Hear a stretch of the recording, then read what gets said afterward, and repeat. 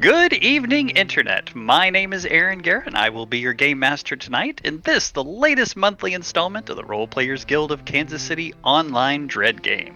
We are currently trying very hard to grow this channel, and would love it if you could give us a follow right down there at the bottom of your screen. This will help us unlock some wonderful Twitch features and hopefully bring you more live play goodness like tonight in the future. If you would like to join us here for one of these online adventures, head on over to our Discord where we post the signups for games and other events brought to you every month by the Role Players Guild of Kansas City. If you are watching this after the live show on our YouTube channel, throw us a like and subscribe and hit the bell to help us build our following over there. Those links will all be in the description. Thanks very much to our engineer, Brad. So tonight, for your viewing pleasure, we have yet another installment of Dread the Role-Playing Game. Dread is a rules-light, theater of the mind horror RPG. Unlike other role-playing games, there are no stats or skills. Instead, to create a character, the players will choose an archetype and be given a series of short answer questions about their character. They will use those questions to develop their personality, any secrets that character might have, and do a little bit of world building for our game tonight.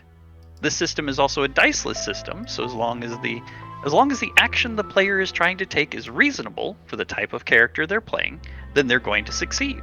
So, for example, a third-year medical student with a good medical kit will always be able to bandage a cut on someone's arm. Now in Dread, and a live game, if the player tries to do something that is outside of their skill set, that is when we would turn towards our Jenga tower, and we'd ask them to pull a block from the tower. So, for example, if our third-year medical student was given 2 sticks of dynamite and told to go blow up a bridge, that would be outside of the skill set of most medical students, so they would pull a block from the Jenga tower. If the pull was successful, then the character would succeed in that action. Sometimes the task is very difficult, and the player would be asked to do multiple pulls at a live table. For example, that third-year medical student trying to set a compound fractured arm in the back of a pickup, going down a pothole-filled road while someone's shooting a gun at them, that would probably be a little stressful and would call for 3 or 4 pulls on our tower to be successful. Now, as you can obviously see for tonight, we're not at a table. We're gathered around Discord here, live on the internet. So instead of these players pulling from a Jenga tower, they're going to be sharing a common pool of numbers from 1 to 90. And instead of pulling that block from that Jenga tower, they're going to be rolling a 90-sided die and will be marking down what number they roll. If they roll a number that has not previously been rolled, then that will be a success, as if they successfully pulled a block from the tower. And we'll write those down. If they repeat a number that has already been rolled, that's when the player will lose 1 hit point. Each player will have 2 hit points for their character at the start of the game. If the player loses their 2nd hit point, that will be the equivalent of the Jenga tower being knocked over. And when the tower is knocked over, either in a live game or online, that's going to be the scene when their character will die. I get the wonderful honor of narrating a grisly and gruesome demise for their character and the situation they're in, at which point we will continue the story, and our remaining players will have a brand new fresh set of 90 numbers free and clear of any marks to start again. So just to be clear, all 3 of our players will be sharing the same 90 numbers, and will only be resetting the pool when someone loses all of their hit points and dies. Now, a player can always refuse to roll or pull at any time. If they choose not to make a requested roll, then the characters will suffer the consequences of failure, and possibly make the story harder later on. For example, if I ask you to pull to jump over the cavern to get away from the axe murderer, and you refuse to make the pull, you're still on the same side of the cavern as the axe murderer, and you'll have to find a different way to deal with him. A few other rules. The players are allowed to negotiate in order to find things that I've not described in the scene. So if they wanted to find a flashlight or a gun, I'll give them a number of pulls, or in our case, rolls, in order to find that item in the scene that I've described. If they want, for example, a building to have a fire escape, that might call for three rolls or 3 pulls. And then they would be able to have the fire escape that they wanted on the side of the building. If the players would like their character to be extra alert if they anticipate an attack, I know there's an axe murderer behind that door and he's going to get me, we can negotiate a number of pulls in order to be on guard so that they can avoid the first attack from my axe murderer. The final rule to note about is our self-sacrifice rule. So if the players think that in this scene it would be in their character's character within their personality to sacrifice themselves for the good of the rest of the group, they'll simply tell us they're making a noble sacrifice, and they'll get to narrate what that looks like. In a live game, the player would simply reach over and knock the entire tower over by hand, but tonight, our players will simply just tell me that they wish to do so. A noble sacrifice would be like if someone ran into a horde of zombies with a series of hand grenades and blew up a big incoming wave to give the rest of our survivors a reprieve to change the tire on a car or get over a wall and escape.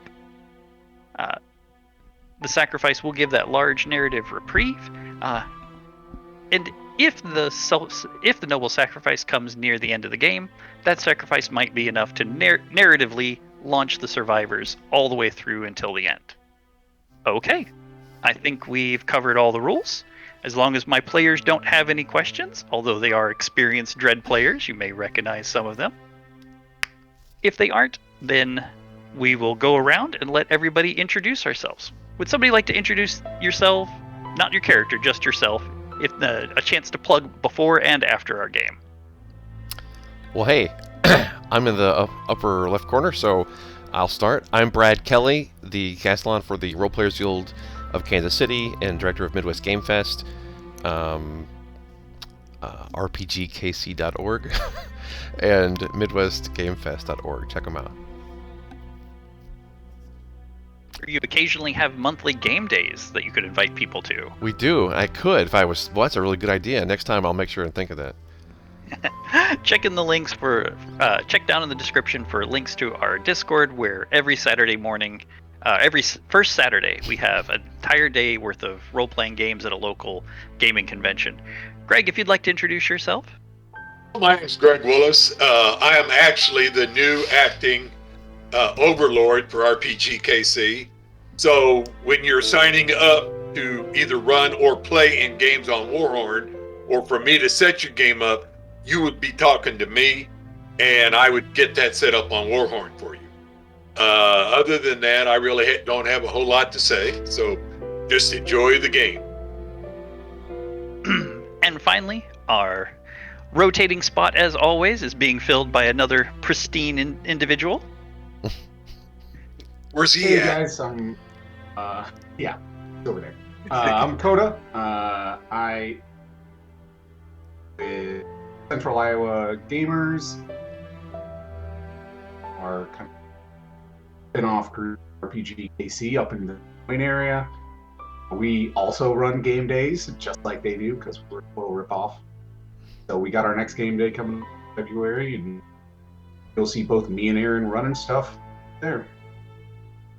Yep, if you feel like a little trip and joining us in Des Moines, I'll be running a live Dread game for them as well. All right, well, we have introduced all of our people, so now, both beloved audience and my players, with that I'd ask you to get comfy in your seats. I welcome people of all persuasions. Let's turn on the stage lights for the theater of our minds, sharpen your axes, come to grips with your phobias, and get ready to chase some ghosts, because it's time for some dread. All right. Well, tonight we will be traveling to the Grand Canyon. Our three players will be embodying various college students that have opted into a wonderful rafting camping experience through the Grand Canyon. A nice relaxing time with nothing out of the ordinary will happen, I'm sure. So we will once again go around, and now you can introduce your character. I believe the year is 1980. Oh, does anybody know exactly what year I said it was? I believe it's 84. I was thinking 83, but yeah. Right in that area. So we'll say 1984. So 1984, it's spring break time, which it's been a long time since Aaron's been in college. I think that's April-ish, April, May. Mm-hmm. All right. Sounds good, because I was never there, so. Fair enough. Who would like to introduce their character first? I'll go. So Charles W. Ravenwood III, economics is my major, and you may have heard of my father, Charles W. Ravenwood II, and his investment firm. I think the name speaks for itself. Next. Well, my name is Bartholomew Winchester the Fourth, and I am a freshman this year. I come from Wyoming. My family's in Wyoming, and we all have my dad has a farm up there that he raises horses. So I'm coming to college to learn about veterinary work and mainly animal husbandry. I'm here on a football scholarship because I am a typical big, farmer boy. But like the other said, my name kind of says it all. We got some land up in Wyoming. Very nice. And our third and final character for this evening. Well, hi, y'all. My name's Clarence. Clarence Quentin, I guess the first. All got numbers after our names around here. Yeah, I'm gonna be I'm just run-of-the-mill aerospace engineer. And my family's originally from Louisiana Bayou. And we moved up here when I was real young. Still get down to the Bayou every once. But yeah, I'm just happy to get out and see a little bit more of the world and do something exciting. I think my accent southeast to southwest occasionally, but don't you mind that. You're from all over. I'm from somewhere. All right. Well, you three individuals, are you all from the same college, or did you want to be from separate colleges and just meeting up at the base camp for the Grand Canyon tour? Like I said, I don't know. I'm from Wyoming. That's I imagine that's where I went to school. So I think I'm just kind of showing up to the. Right, I'm new to this, so I'm just trying it out. My write-up said that I Wyoming? was attending KU, so I know that that's where I'm attending school at. I also was assuming that I attend KU. Okay, so Clarence and Charles are from KU, and you're being coupled together with a fellow you've never met before, Bart Winchester from Wyoming. All right. And I do go by Bart. All right. I don't necessarily like Bartholomew, but I do go by Bart. Okay. Absolutely. Your trip to the base camp of the Grand Canyon tour, all very uneventful. Flights are on time. Short delays, minor amount of turbulence. You make it in, catch an Uber, or no, it wouldn't be an Uber. Catch a taxi, or jump on a bus to make it down to the base camp. I remember it was the 80s. There was no Uber. Catch a bus or chart a taxi, or maybe even call. Actually, no. I guess the resort would probably have the travel agent. Would have a shuttle or the travel agent. So, yeah.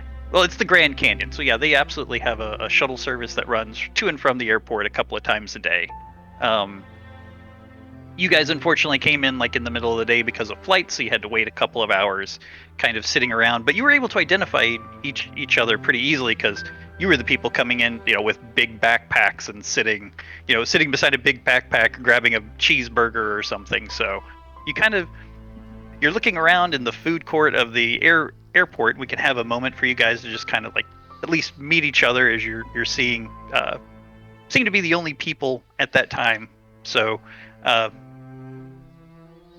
let's start with Clarence. Clarence, you walk into the food court and you see Bartholomew. You see somebody sitting there, and he's got Clarence, you've got your big. I believe you have a backpack that's stuffed to the gills with things, and you're either wheeling it, lugging it, or a little hunched over, and you start walking towards a table that looks like it has Bartholomew sitting there having something from the food court, but he's also got a sleeping bag roll and a bigger backpack. But you notice mine is probably a lot lighter than what yours is. Mine's massive. I brought everything. I know, but like I said, I'm very minimal. I brought everything and then a little bit more. Right, I understand. So I'm kind of looking at you kind of funny, like, what's this guy? You know. You see, you know, if you run out of sunscreen, I got a gallon of sunscreen here with me. You know, gotta He's well make sure it doesn't tanned, get into the so water purifier or the backup water purifier or any of the like 18 days worth of rations. If you're hungry, I got rations. We got I live trail off the mix. land. Okay. Please tell me they got pigs. You're having kind of pigs in it. And Charles, you get back from the luggage claim, having picked up your luggage, and you see these two having a conversation in the food court, and you have a chance to wander up and introduce yourself. So maybe I see a couple of Grand Canyon brochures or I don't know something, and maybe I recognize Clarence and head over. I've got my Wall Street Journal in hand and my own copy of a brochure and whatnot that I've been looking at, and have a few sightseeing things outlined and a brief itinerary sort of figured out of where we'll be and what we'll hit and ways to optimize our time while we're there. Clarence, nice to meet you. Who's your friend? Yeah, well, this is Bart. Nice to meet you too. What you got there? Bart, it's a pleasure. I'm Charles Ravenwood III. Reach out my hand. Right. Well, I take it and I say, well, I'm Bart Winchester IV. Excellent. Is that kind of noticed? Is that from the is that from the Delaware Winchesters? No, it would be the Wyoming Winchesters. Oh, my mistake. I thought. Well, never mind. They may be distant cousins, but I don't know of them. Gotcha. Maybe my mom and dad does, but I don't. Right. So I size up the cowboy appropriately and somewhat dismissively, right? This may be fun. I think to myself, slumming it here with our new friend Bart, the cowboy. Sure. You guys sit down. You can have whatever your pick is from the food court, be it McDonald's or Panda Express. Get to chatting a little bit, talking a little bit about what's your major, how are things going. All after a couple of hours, you get a phone call from so somebody gets a call on their phone that the shuttle service is outside. Go outside and there's bright yellow like Jeep with raised up with the big mud tires, and you're able to throw all of your supplies in the back and you take off with Looks like home. Yeah, with a nice probably like early 30s gentleman. He's all decked out in like the very the camping adventures. It's Grand. The name of the company is Grand Adventures. So it's got like a little Grand Canyon with Grand on top of it and Adventures. The company branded hat. He looks all nice and pressed, like just the picture book of a tour guide. Like, come on, guys, let's go. Got to get you down there, get you set up. So, opens up the back, lets you throw your things in the back.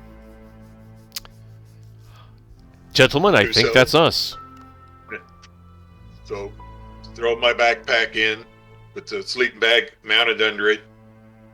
Yep. I tried to get mine in, but it's actually too heavy for me. So I've got to like lean it up against the side. Well, I help him. In.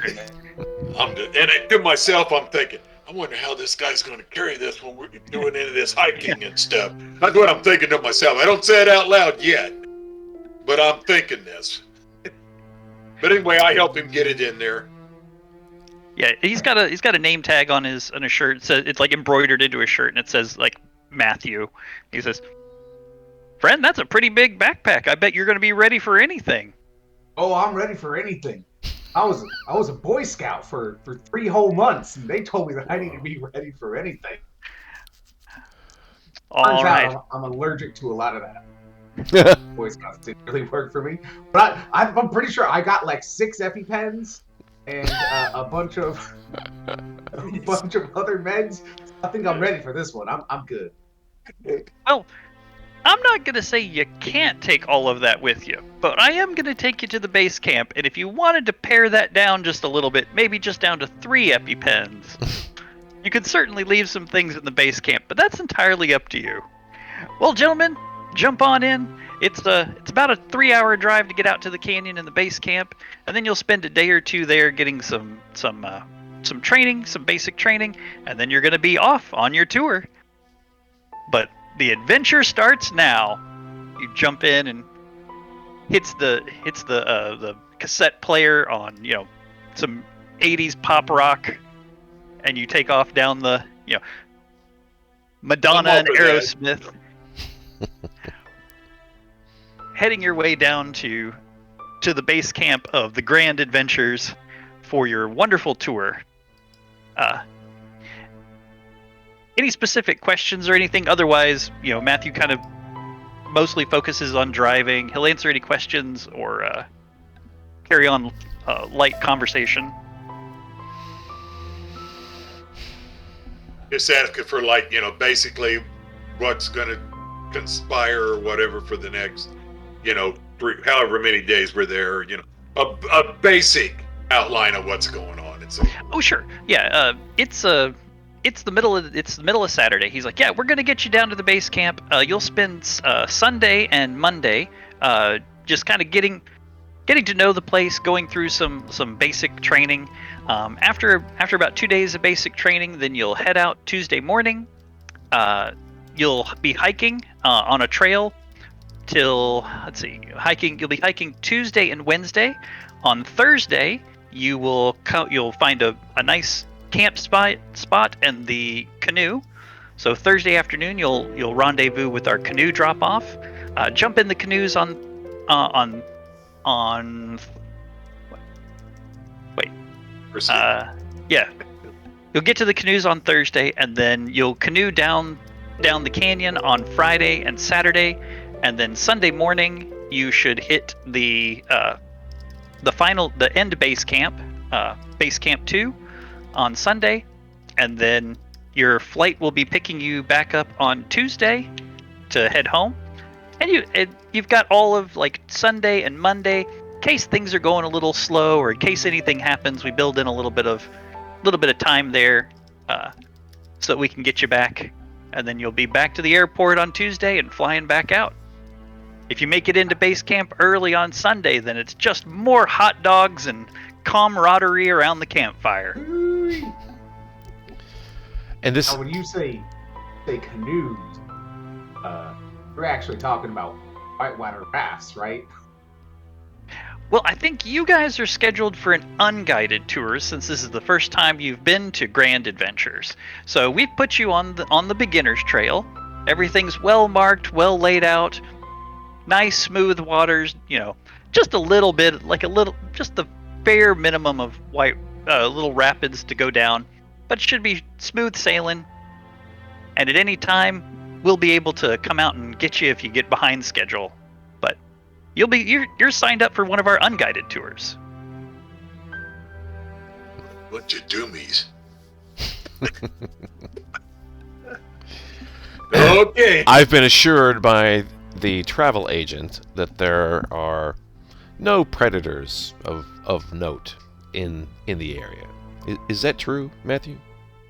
Well, I wouldn't say there's no predators. I would say that this is a well-camped area, and we do patrol it, so we do monitor the various predators, and they tend to stay away as long as you keep a good campfire up. But you guys are going to find well-marked campsites along the way, plenty, and we keep a stock of wood at each one of the campsites. Shouldn't have any problem keeping a campfire going all night long. And it's not too much worry if you don't put it completely out, because there's going to be another group right behind you about, spaced out by about a day and a half. So, no worries. So if anything were to go wrong, we're no more than a day from another group coming in and being able to offer assistance.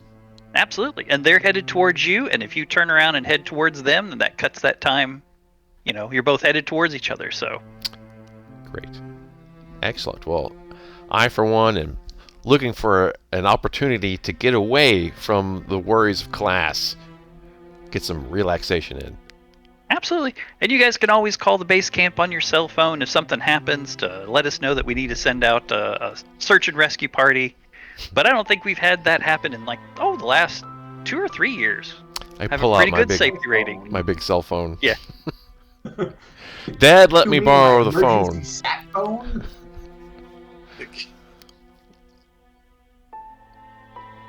All right. So glad you guys are visiting us. You're going to see such wonderful animals such as, and Matthew just launches into talking about the various animals that you'd see along the trips.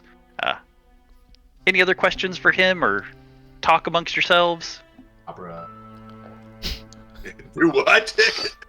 Jackalopes. Chupacabras. No. The usual Typical Southwestern stuff. thing. Coyote. Rattlesnake. Tarantulas. Scorpion.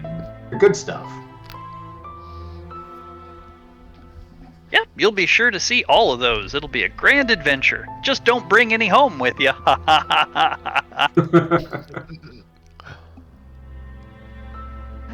All right.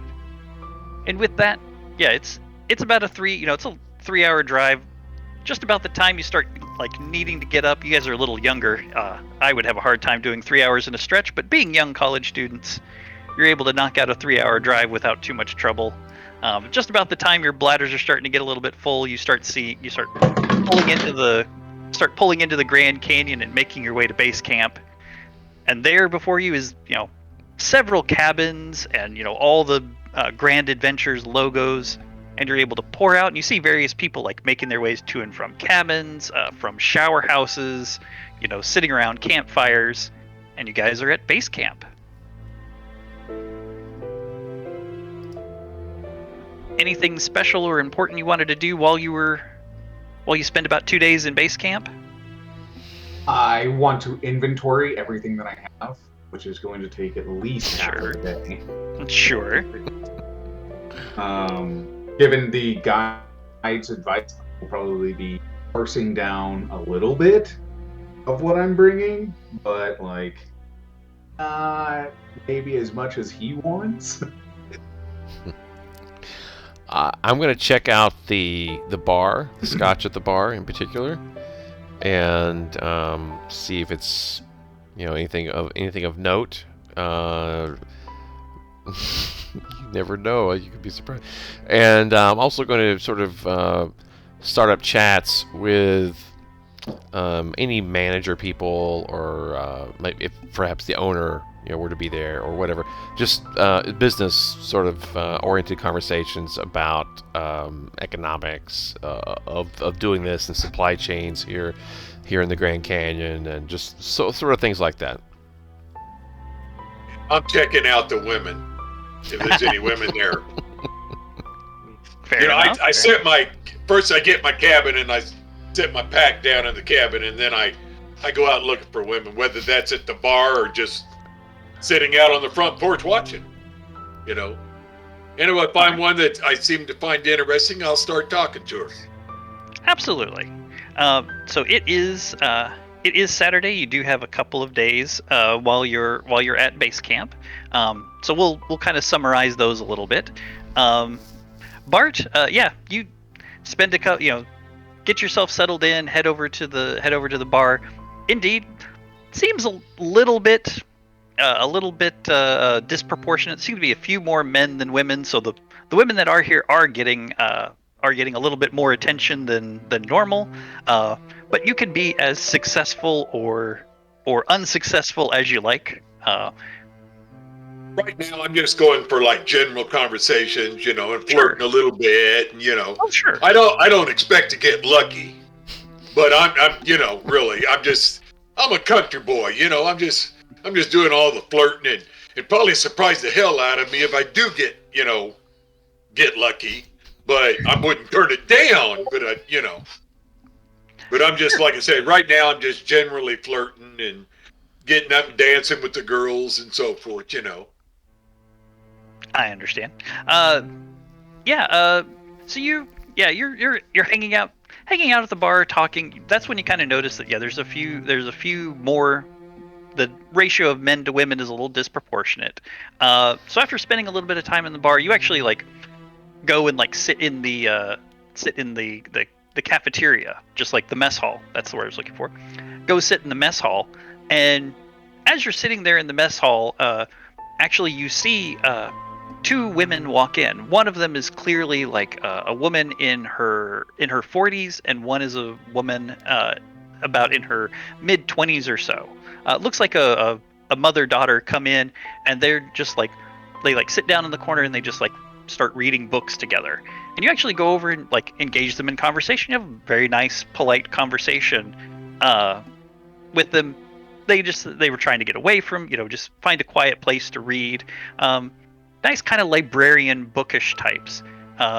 You do end up, flirting a little bit with the daughter, and she's flirting back with you. But when she gets up and goes to the bathroom, that's when her mother says, "Samantha is just the biggest flirt. You should not take any of this seriously. I just wanted to make sure that you knew ahead of time."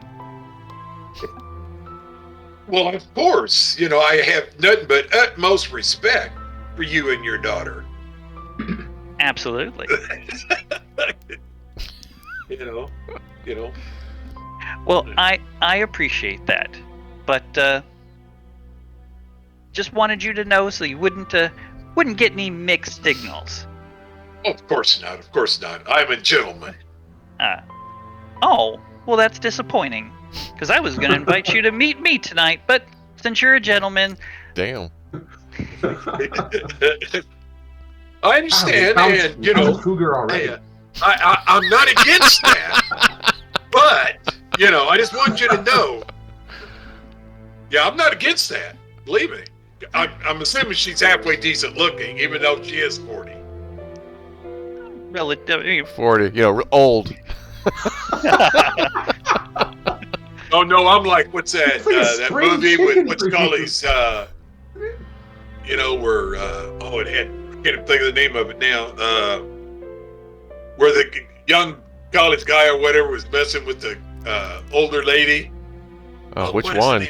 The movie? The original, it's an old movie. Something Kid or something. Is it? Oh boy. One word for you. Anyway. In any case, you have a nice conversation. As they start getting ready for dinner or whatnot. The mother, Tammy, seems to kind of indicate that maybe if she ends up dropping like what cabin number she's in, and lets you know that she typically doesn't fall asleep till about 1 o'clock in the morning. You can do with that information what you will. Dang. Alrighty, okay. I think this boy's getting lucky tonight. Fair enough. Moving up to Charles, you said that you wanted to have some conversations with the various Not staff. nearly as interesting as part. You head to the bar, and of course there's a bartender, and there's a couple of tour guides. Tour guides kind of hanging around, just like talking to people, answering questions.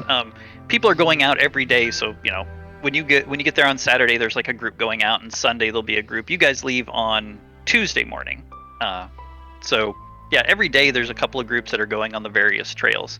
As you are sitting in the bar, Brad, there is something for your character to notice. If you would like to notice something, I would ask for 2 rolls. 2 rolls. By the way, that yeah. Go for it. Go ahead. Fine. The way Might be this important. crazy roller sometimes, though, I could die right here. So. But no, worst case scenario, you lose 1 hit point. Yep, can't match twice on two rolls. You need at least 3. All right, let's see here. Roll. Turn 1d90. Boom. 37. 37. Okay. And then the second roll. Unsurprisingly, that's not a hit. 84. 84. All right. Good spread. As you're As you're carrying on a conversation with, one of the other tour guides, trying to ask a little bit about like, oh, what can we expect, or what are the various classes going to teach, and they're telling you, oh, like just some basic fire safety and some basic first aid. Towards the back of the room, like stepping into the room and then stepping back out, you see Peter, the middle brother of the family. I don't believe you gave me a last name for that family. Samuels.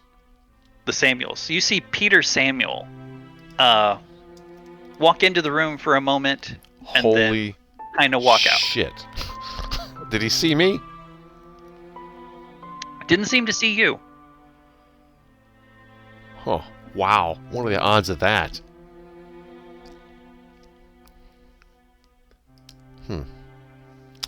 Let's see. So yeah, you so can I'm just scanning through those notes. Yeah. Those notes on the.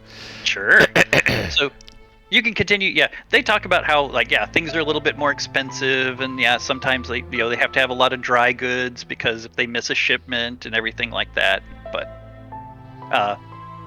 they actually show you. Actually talk about they actually have some shelf-stable venison. So they found a way to like make shelf-stable and kind of pickle some venison meat. So some of the meat that they serve is this pickled venison meat that comes in like mason jars. Interesting. Curious. I will try give that a shot. Sure. All right. And then we move over to Clarence, what were you checking out or doing? Remind me. I was spending a good portion of the day doing inventory stuff and bag. Down to 3 EpiPens and only half a gallon of sunscreen. And hey, Coda, your mic is up. Is that the mic you're using for audio? Negatory. Okay, fair. Yeah. You're cutting out every once in a while for me, and I'm not sure if it's me or you or what. So, just saying. Oh. Carry on. Yeah, I've been able to figure out what you've been saying, but every so often you clip and like drop a word, but it's okay. It might be because there's a technical problem. Anyway, I think I know one. Okay. But there's nothing I can do about it right now. No worries. Sure. Might just be a internet provider kind of thing. So anyways, you start going through your bag, doing inventory. Everything's pretty much, just as you left it. You have a small end table that you can half fill up with the extras.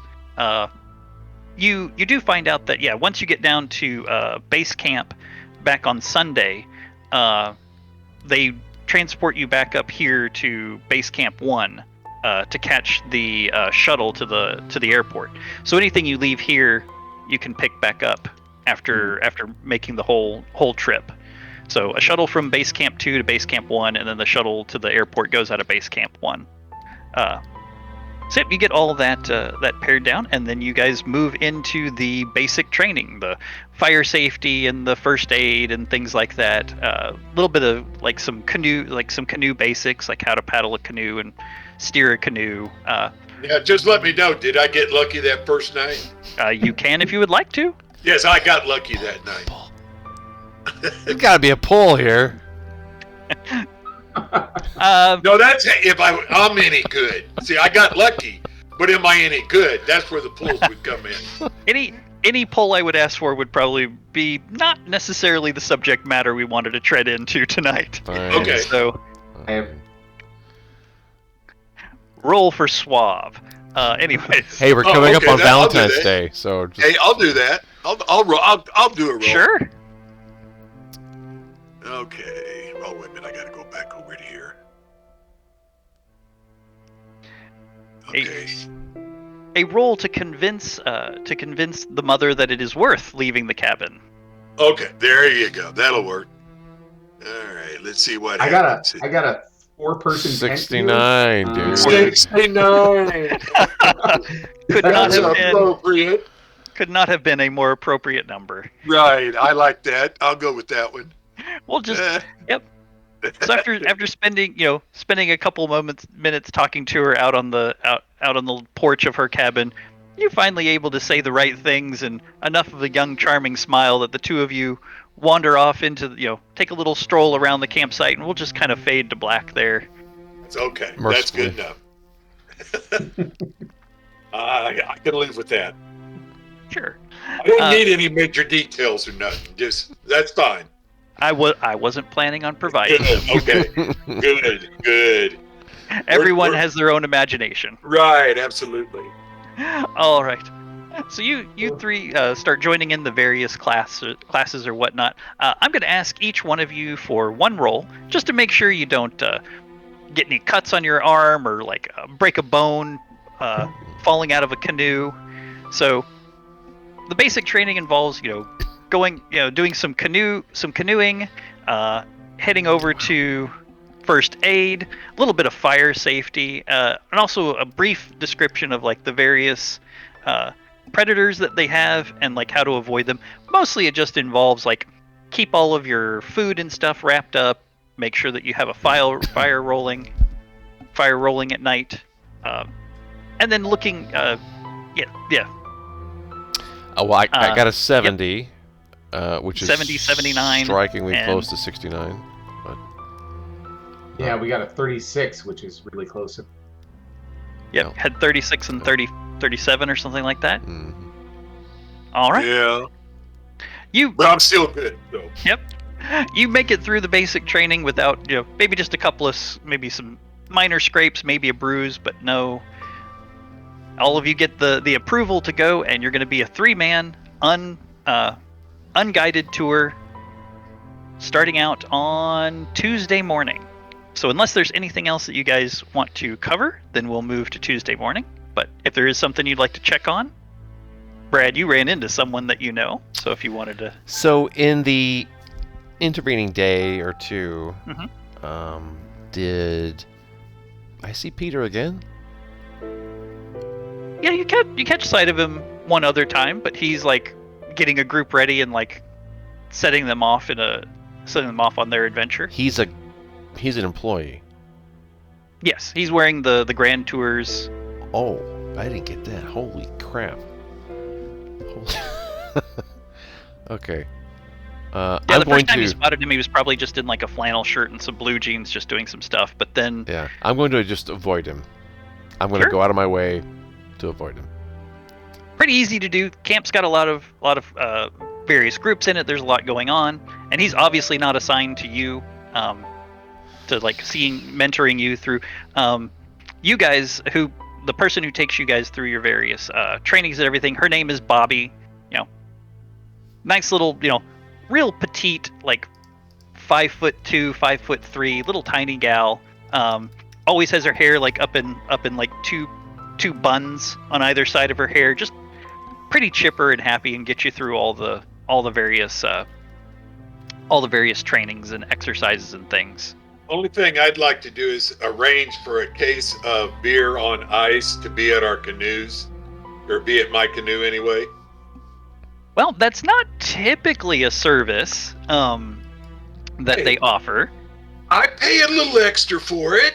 That's what I was gonna say. I think you have established that you do have a little bit of disposable income. Yes. Well, my family does, Sure. and I'm using it. Absolutely. So what you'll need to do is you'll need to find out in a couple of days. You have to find out who's in charge of setting up those canoes and then bribing them. So that sounds like an excellent time for 2 more rolls. Boom. So if you'll one to like in short order, one is in short order to find out who it is that does the setup of the canoes, and the other one is to bribe or convince or otherwise get leverage. Number 1 is 35. Ooh, that's Wow. not good. Ow. Clumping 35, bad. 36, and 37, just like that. Yeah, I know. I don't like that. Here we go again. So you end up spending some time in the bar, like talking to various people, and you find out that Frank, there's an employee named Frank, and he is the individual who is in charge of setting up the canoes and making sure that they, putting them in place and making sure they're anchored and restocking the food box that's next to them. And you find out that Frank usually does mornings. So you wake up early one morning trying to find him. and have a conversation. And then 32. 32. Just Oh, knocking man. those 30s out. Wow. Yeah. I don't like this anymore. You catch up to Frank in the morning, and you find out that he's a little bit behind on his electricity bill. So you slip him a couple of extra dollars, and yeah, you arrange for there to be a case of beer. He can't necessarily have it chilled, but he can have a case of beer by the canoe. So Okay. But can he make sure that there's a ice cooler or whatever? Don't have to be ice in it, because I'm going to be carrying the ice in my backpack. he You can, too? I got ice too. And a little portable like electric fan with batteries and stuff. I got a whole bunch of batteries too. So don't you worry about keeping stuff. No, I don't cool. want that. I got all that. Okay. Gentlemen, a good scotch does not require refrigeration. That's why I brought whiskey too. he can't make sure that there's an ice cooler there, but he could give you a small cooler that you could take, and he could make sure that the food box, because at various points along the trip there's food boxes so you can replenish your food. He could make sure that the food box has an extra bag of ice, so you wouldn't have to carry the ice, but you'd have to carry the cooler, but the cooler would be empty. So Right. Okay, that'll work. I just didn't want to be too obvious. Sure. So yeah, he gets you a small cooler, probably like just like a basic styrofoam cooler with a plastic handle. Right. And you guys make it through the basic training, and we are about to start Tuesday morning. Unless there's anything else someone wanted to do or check on. Nope. Nothing I got to do. I say goodbye to that lady if she hasn't already taken her own tour. Yeah, she left the day before you guys, so she left on Monday. Well, I said goodbye to her and Absolutely. told her to have fun. Her daughter has like disapproving looks, like kind of figuring out what's going on. But The only thing I can think of is, in addition to talking to people and just sort of satisfying my mind by how all this works, I do, and we ask some questions about predators and things like that. I want to know about the area. So if there's like a history book here, or like a wall of pictures or stories, or any type of anything really about the environment that we're going to be in that's available here, pre-internet, I want to take a look at it. Like maybe there's a wall with a map on it, it shows the route, or shows an old mine, or something that might get my attention along the way. Sure. Yeah, you take a look. There is like a map of the Grand Canyon, and it yeah, there's both like some aerial photos and then like a topographical kind of. Well, actually, no, it wouldn't be topographical because it'd probably be for just regular people. So yeah, there's like a drawing of the Grand Canyon, and you see various various campsites. There's like these yellow stickers that are set on it in various places where you can see all the various campsites, and they've got different numbers on them for the various routes that you're going to be taking. They don't have like the routes like marked on the map. It's just like you see like campsite A, campsite B, C, D, E, F, G, and there's all these different spots. And then there's probably like some red circles for like some park ranger locations. So you see fairly spaced out, not too far, in reasonable locations. There's some various ranger spots, so in case you did run into trouble and you needed to go to a ranger spot. So you see some ranger locations. Yep. So yeah, you're able to kind of take a look at the map. Was there anything else, or? Yeah, so I just want to kind of mentally note where those kind of things are. So if we get out there and something bad happens, kind of got an idea of. Well, what I'm saying, do they have maps that they give us? Yes, you'll be given a map. And we can mark on there where those places are and so forth, the ranger stations. Okay, that's kind of what Brad was wanting, kind of, I think, what he was wanting. Yep, they're going to give you that map Tuesday morning when you head out, and it'll have your route marked on it. Okay. So While these guys are doing their semi-constructive, I'm going to be taking our canoe, and I've got a couple of additions that I would like to make to it. They're not like permanent; they won't hurt it in any way. The first one is that one of my engineering buddies, before you get too far, you're going to be hiking from Tuesday Oh, until that's right. Wednesday, and then your boat will be anchored Wednesday. Oh, So you'll yeah. catch your boat on Wednesday. and I'll just have to take this stuff with me. So what is it we're talking about? Do you have like recliners or something? What do we got? No, one of them is an addition that my canoe has, and that is a sun umbrella. It's basically just like the pole you would put in the middle of like a outside table.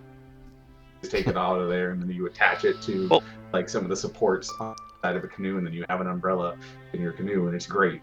By the way, if you have canoes and you're not doing this, you should do this. So that's a free tip, everyone. It seems like it wouldn't be stable with that kind of top heavy. Okay, so there's a catch to it that my character isn't taking into consideration. I actually have to like weld a little piece or like affix a little piece of the bottom to keep sliding around. But yes, it takes a little bit more work than I intend to put into it for the character's sake. He thinks he can do it. He just drills a hole in it and then um, tapes it in The the hole. second thing that I'll be doing to the canoe is I brought like a block of wax that one of my engineer buddies told me will make the canoe go faster. They wax surfboards, so why don't we wax canoes? Sure. Wax so I have like a block of wax, and I'll just like spend a bunch of time rubbing wax on the side of the canoe. And so I'm looking at him trying to figure out what the hell he's doing.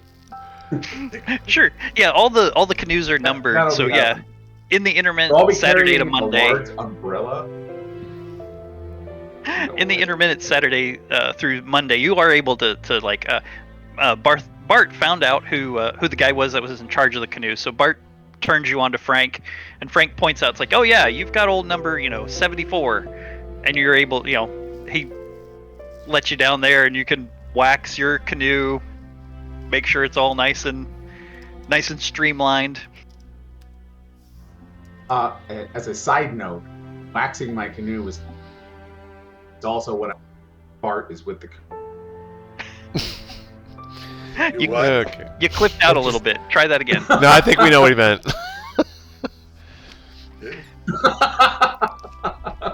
We can move on. Yeah. All right. At the end. All right. So, Coda, if we do start dropping a lot of your audio, we might try turning your camera off. We're not to that point yet, but just in case to reduce the load on your internet. But so far so good. We'll just keep going for now. It could just be not understanding that you started talking yet. That's like a common problem where where it attempts to turn the button on automatically for you when it hears you talking, that kind of thing. Sometimes that's a Except problem. I'm seeing his video freeze from time to time. Oh yeah? Yeah. Right. So I get the same guys. I think it might issue. yeah, your clipping, we're not catching that. It's all good. Say that again. I said I'm getting the same thing with you guys. It clips you well. So I think it might be an internet issue. Yeah, if you might try turning your camera off. So, and that might reduce the. Try something. That's okay. But we'll carry forward from there. All right. So yeah, Bart's able to connect you to Frank so that you can wax your canoe. That becomes the joke between the friends for Bart's romantic interludes. And Frank is able to put those things, like it can ride down the canoe for the location on Wednesday that you'll be finding it. So Tuesday morning comes and you guys gather together, and Bonnie gets you started off, and she hands you your map, and you are pointed towards the trail, and you're able to start hiking your way to the first campsite. First day is pretty uneventful. Nice, well-blazed trail. You're able to stop, take it at a leisurely pace. You see various, small wildlife and birds and things like that as you make your way across. Nothing too taxing. You've got fresh packs and all the water you could possibly need. Anything particularly interesting or unique that you want to try to do on your way to the first camp Tuesday? Well, I'm going to try to be taking out my slingshot, which is one of the few things I have, and try to be like hitting, like if I see a rabbit or something, trying to nail a rabbit. I'm not saying I'm real good at it. I'm just saying, because one time I shot an arrow and killed a rabbit, and I'm like, nobody was more surprised than me in real life. But fair enough. So, like I said, if I hit something and I know how to skin it, being a farm boy and all, or living on the ranch, I'm not saying I'm real good at the slingshot, but yeah. So at various times you see Bart break out his slingshot and like shoot at something. Bart, if you want to get anything, I'd ask for a roll. But if you're satisfied with just shooting off a you know what, I'm going to try to get some. I'm going to go ahead and roll. I'm going to go ahead and make a roll. Find a particularly well-fed or healthy rabbit along the way. Probably been eating some, been hand-fed by some of the people walking the trail. A little less afraid. Line up a shot for a little bit of rabbit stew, and you hit 90 right on the nose, all the way at the end. And you're able to put a bullet, right on its temple, flops right over, and you're able to pick yourself up a pretty decent specimen of rabbit. Gonna be good eating tonight, boys. What do you even do with that? You what? What do you intend to do with that? Make some good rabbit stew. Don't tell me you've never had rabbit stew. I've never had rabbit at all. You're gonna love it, believe me. You're gonna love it. Is it a red wine or a white wine? Yeah. It's into wine, so I don't know. I'm a beer man myself. I see. Oh, it's definitely a red wine. Me. All right. So yeah, you guys are treated to being able to watch Bart skin a rabbit and some very basic rabbit shanks fried up on and true enough, the campsite is very obvious. There's some obvious squares that have been like cleared for tents to be set up, and enough wood to last you easily a day or two just at this campsite. You're only here for one night, but there's a couple of days worth of wood. There's still even like a couple of embers. Like the fire wasn't completely put out in the stone circle from the campers that came here, in a day or two before. And you're able to pile the wood in and start a fire easy enough with those hot embers still left. Yeah, as far as my setup is, all I do is stretch a cord between two trees, throw a tarp over it, stake it down so both ends are open, throw a tarp inside, and roll my sleeping bag out on it. And that's my setup for my tent.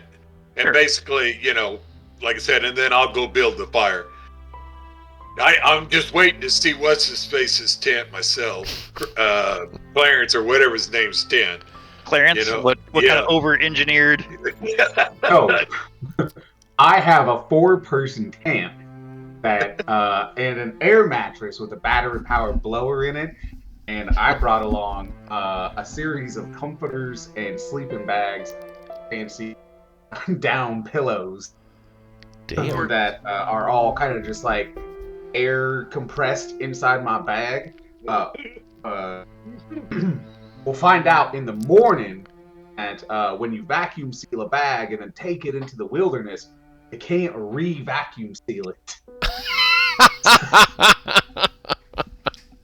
So packing this all But further. for now, it looks great. That's awesome. Oh, this is going to be good. I have little like solar lights that I can hang off of the inside of the tent.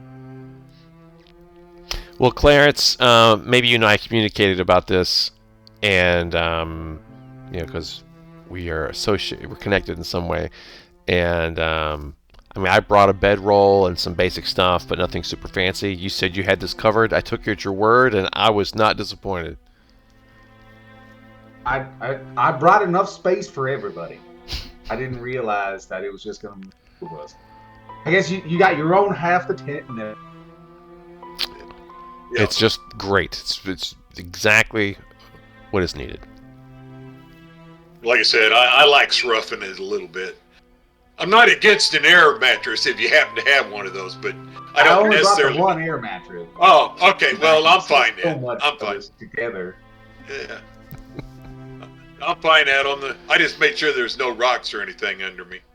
Yeah, you guys, not too difficult. Like I said, it's a well-cleared campsite. You get set up, fire gets started pretty easily with minimal amounts of effort. Obviously, sleeping out in in the Grand Canyon, there's going to be all kinds of new and interesting noises, the coyotes, the bugs, things like that. So it takes you a little while to get to sleep. You sleep, but maybe not the best, most deep, restful sleep as you get used to the noises of the canyon and the various... animals noises and that don't bother me. I'm used to sleeping out on the range. Sure, but it's always a different set of noise. Oh, yeah, so, that's true. That's true. Yeah. And if you have an open-ended tent, you might get some bugs come in and occasionally bite or sting you. So now that's a possibility. That's a possibility. I'll buy that. Yeah, and again, not that you didn't sleep, not that you had a hard time sleeping, just a little bit of adjustment period as you're out camping here the first night. You guys wake up. You're able to put some hot dogs on the over the coals of the fire if you want to warm up, or what's left of a rabbit shank. Yes, there we go. That's what I'm doing. I'm eating rabbit. For a little bit of that, and there's various granola bars or cereal without milk, or whatever else you might have, probably some dehydrated fruit. There's probably some dehydrated fruit, some cereal without milk, and then your leftover rabbit shanks for the breakfast in the morning. And you continue on, nice obvious trail leading, continuing to lead further into the canyon. No difficulty, no way to get confused or anything. There's no forks or deviations. It's all one trail leading in one direction. And you got your maps. You're able to follow the map that they gave you Tuesday morning. Wednesday morning. So Wednesday morning is also pretty uneventful. You make it to the campsite probably about 2 o'clock in the afternoon. Get there a little bit sooner than you did the first night, and right by the river you see there's number 74, the canoe that was nice and waxed up, ready to cut through the white water with ease. And you find about 5. Actually no, they'd be a round number, so there's 6 oars, so there's some backup oars in there. There's a food box. And Frank held to his word. Hidden inside, not hidden, but inside the canoe you find a case of beer. So what would be the name brand beer that you would have asked for? Because you... Oh, brother. Probably just, what is the normal... just Bud Light or Bud? Light. No Bud Light. Bud. Yeah. I ain't drinking no damn light beer. Not at that age I wasn't. Yeah. I'm not even sure if Bud Light was in the 80s, but in either case... I don't know. There may have been. There was some kind of light beer. I just didn't know. Yeah. So there's a 12-pack of Bud sitting in the cabin, or sitting in the canoe, and an extra bag of ice in the food box.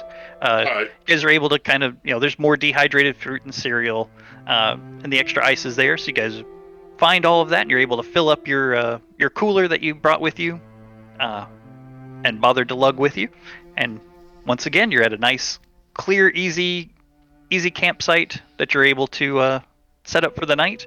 And you've got a little extra time if you want to do a little looking at the, planning, prepping, or wildlife. If you wanted to hunt down some wildlife. The only thing tonight I'm going to do is I'm going to take some netting and put over the ends of my tent. I didn't necessarily like those bugs flying in last night. They didn't really hurt me any. I just didn't appreciate it. You also So got to annoying. make sure to check your shoes first thing in the morning. Make sure. Well, that's normal. I do Getting that those- every morning. Yeah, you're right. Rattlesnakes or What in the hell? What? Rattlesnakes in your shoe? yeah, well, tarantulas and the scorpions and all that stuff. They like to get into your. I think it's a nice little nest in there. It says so right in this guidebook that I got. Hold on a second, I got the guidebook right here. In the guidebook, not the bird watching book that I also brought. Well, I read that small scorpions and tarantulas are possible things to be concerned about, but certainly not to check my shoes. What type Oh of... yeah, you got every morning you got to check your shoes for Oh them. yeah, absolutely. Not them getting out. anything possibly out. Oh, this is starting to remind me of Australia. Oh, I've never been there. So I want to check out Well, the I mean, area. There you just got to worry about the drop bear. I want to check out the area and see what's here, right? And do a little exploring around the camp area while we have light. Is it daytime now? Did we wake up already? I can't recall, honestly. You made it to the campsite about 2 o'clock in the afternoon. Okay, so we got some time. Yeah, so maybe spend half an hour setting up camp, and then I want to use the rest of the daylight exploring the area. This is on a river, right? Yeah. And Yeah. And the canoe is here at this camp. This is where you found the canoe. Okay. Yep. Beautiful. Yeah. So the our side of the river, I want to explore and check out, see what's here. Sure. Yeah, you take a look around. Once you get a few feet away from the campsite, you see some obvious like animal tracks and things like that, probably coming in and picking up the leftovers or anything that was left behind by various campers, or possibly campers just like feeding the wild animals in order to get a little closer to nature or whatnot. So you see some animal trails and tracks around the campsite, but nothing alarming. Were you gonna just do the immediate area around the campsite, or were you gonna go a little ways? We've got hours right before nighttime. Sure. So Just checking. within a half kilometer, I guess. Sure. As you go a little further out from the campsite, yeah, you do find like some, what would it be? I forget if there's wolves or coyotes in the Grand Canyon. Coyote. It'd probably be wolves. Okay. So yeah, you do find Coyote. the tracks of like a wolf. Like you do find some wolf tracks.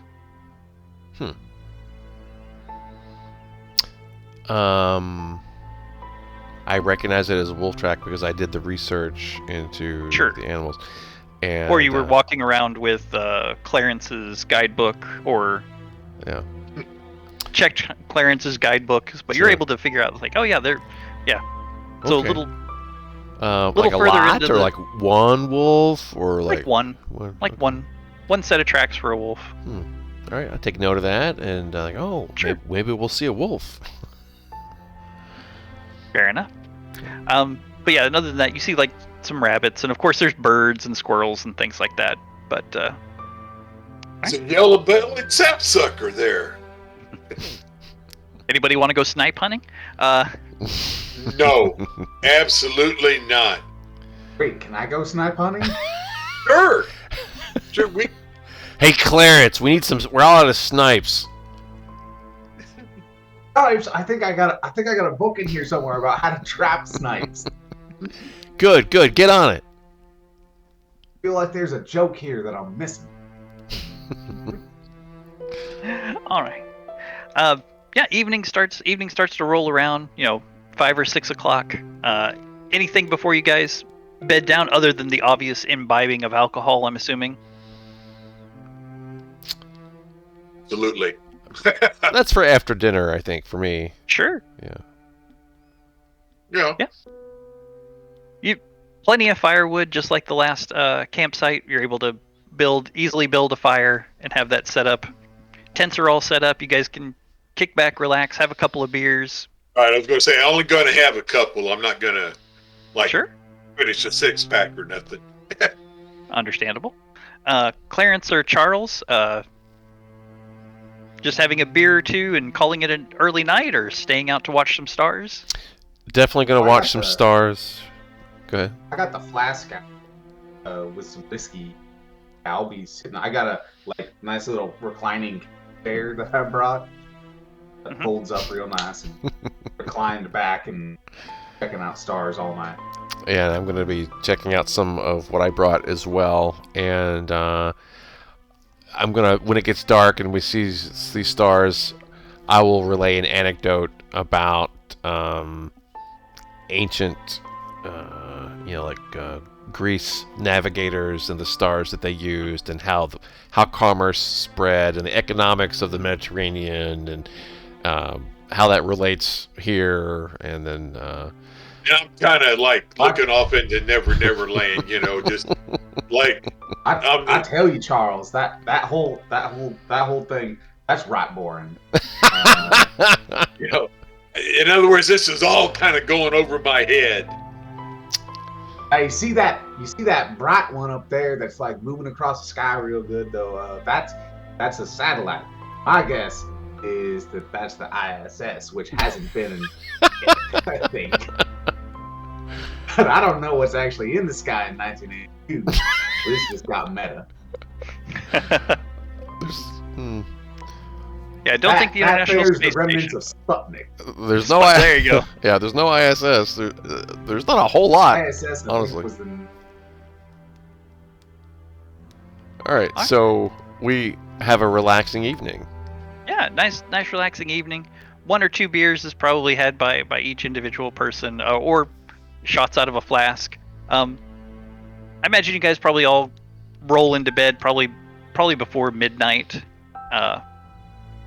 and you're able to get another night. You start another night's sleep on Wednesday night. Anything else before Thursday morning? Just double checking. All right.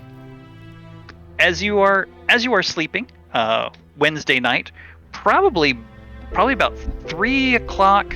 Just a little bit before dawn. So probably about like 3:30 in the morning. All of you are awoken to someone like screaming and crashing through the various brush, and like you just hear somebody like screaming and crashing through. Well, I jump up real quick, crawl out from under my netting. Get and slingshot. No, actually, I'm going to pull my Bowie knife. Good lord. Sure. It's like one of them big, long Bowie knives, Y'all seen it on my, strapped to my belt, but I hadn't pulled it till now. Didn't think it was Now real. Yeah, now I'm stepping up there like this big old Bowie knife, and, I'm going to hook me a bar. Sure. So, Bart comes out of his little makeshift quick tent off to the side, holding a Bowie knife. Charles, you jump up, probably holding like an extra tent pole, or maybe like a I will come out in my house shoes and House shoes. underwear. Clarence definitely has one of those like 1 foot long mag lights that takes like 8 batteries or something like that. right. Definitely classic- you got something like that. The classic security guy flashlight. Uh-huh. All right. So all of This is you, the heaviest flashlight I can think. you guys come out. You come out of your tents and and you start looking around, and you see someone at the fire, which is still glowing. You haven't put it out, so the embers are still glowing. No flames, but just like a strong ember glowing. And he's like, there's someone hunched on the ground, like on their knees there, and you see it's someone in a Grand Adventures outfit and uniform. Charles, you notice that this is Pete. Was it Summers? Was that the family name? Samuels. Samuels. You notice that it's Pete Samuels, and he is like What? clutching his right arm, and there's like some blood on his cheek, and he's just like huddled near the campfire, kind of like looking left and right and looking rather pale. Although I don't know this person, I am Yeah. approaching cautiously. Sure. Like, is it? What? Do you see? Where is it? Where is it? Where's what? Pete, got- is that you? Yeah, I'm Pete. Who? Oh, Charles? Great Caesar's. Yeah, I didn't know you worked here. What happened? I was leading another tour, and we got and I was dumb, and I was trying to meet up. You guys were one of Bonnie's group, right? Yeah. I was supposed to meet Bonnie, and I got attacked by a wolf. I saw guys got wolf your- tracks. Yeah, you guys got your I'll first get aid the first kit. aid kit. Yeah, he's got like a little cut on his forehead, which bleeds like just because of the forehead, just bleeds like there's no tomorrow without being a serious wound. And he's like clutching his arm, and you see like some scratches and. Well, let's get That's you. one thing I do have, but I'm sure he's got he's got a better one. But I got Sure. a good basic first aid kit. Sure. Let's get Oh, you no, looking I at. got half an ambulance. Well, that's what I'm saying. You got a better one. We'll use yours. Yeah, so I'm trying to calm Pete down. Yeah. Using the fact that we kind of knew each other a long time ago, and talking about his folks and trying to get his mind off what's going on, and then so that he can get attention. Sure. So you guys had some basic first aid, but Pete's as Pete shows his arm, he's got like some deep like cuts. He was kind of holding it, and his right arm appears to be broken. So whoever would like to, I'm going to ask for 2 rolls in order to kind of clean up Pete's wounds and get that arm set. You can share it, or if one person wants to do it. Oh, well, I think that our good 16. friend Clarence really knows what he's doing. I got this. Bones are basically like bridges. And A couple of references to the guidebook, 78 right that's next to another 79. A couple of references to the guidebooks, and packing some gauze and various antiseptics, and maybe a beer or two. And Pete starts to calm down a little bit, and he's got his arms now in a makeshift a simple sling, and he's kind of sitting there like holding a beer, and he just keeps kind of like looking at the tree line. What? So, Pete, can you tell us what happened? You were trying to meet up with Bonnie, by yourself? Yeah. Her group was, left at the same time as me on a different trail, and so we were going to meet in the middle. Meet in the middle of those two, in between the two trails out in the forest, and, have some time to ourselves. And before I got there, this wolf came out of nowhere and just started, trying to tear my arm off. Gracious sakes, well, you're lucky to be alive. How far away was that?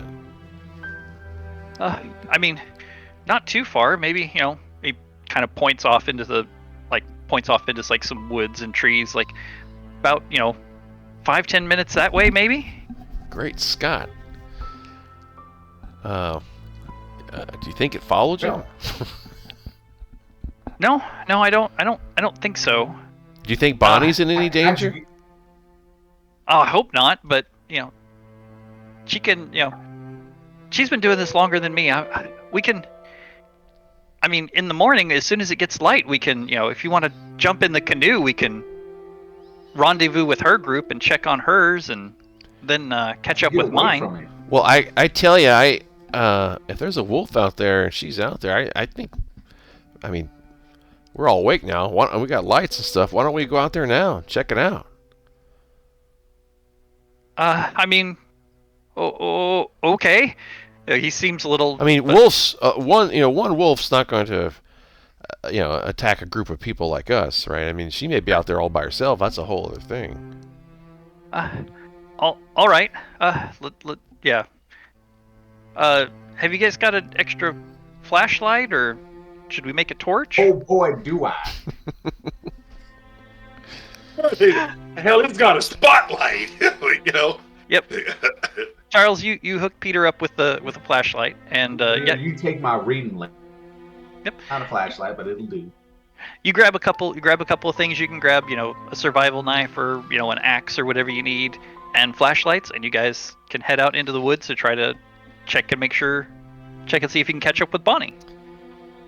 All right, and he more or less knows where he's going, right? Yeah, he hesitantly leads the way. Like, he waits for a moment for someone else to lead the way, and then kind of realizes, oh yeah, kind of has that look on his face where it dawns on him that, oh, he's the tour guide.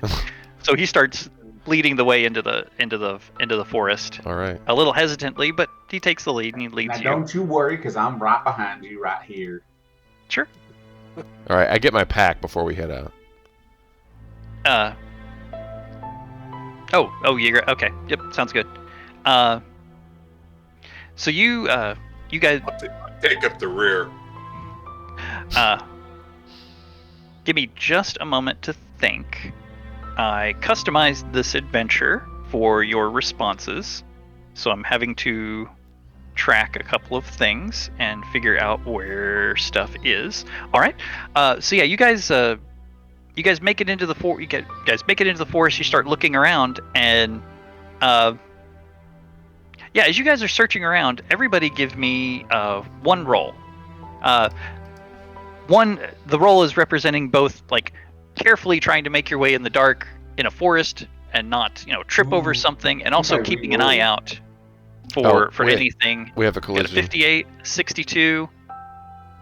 36. I think 36 is a collision. Yep. Yep, 36 is. That is Charles. Uh-oh. I didn't All roll right. it. You didn't this time. All right. So as you guys are going through the forest, Charles, what were you bringing with you, Charles? Were you bringing the entire backpack, or just what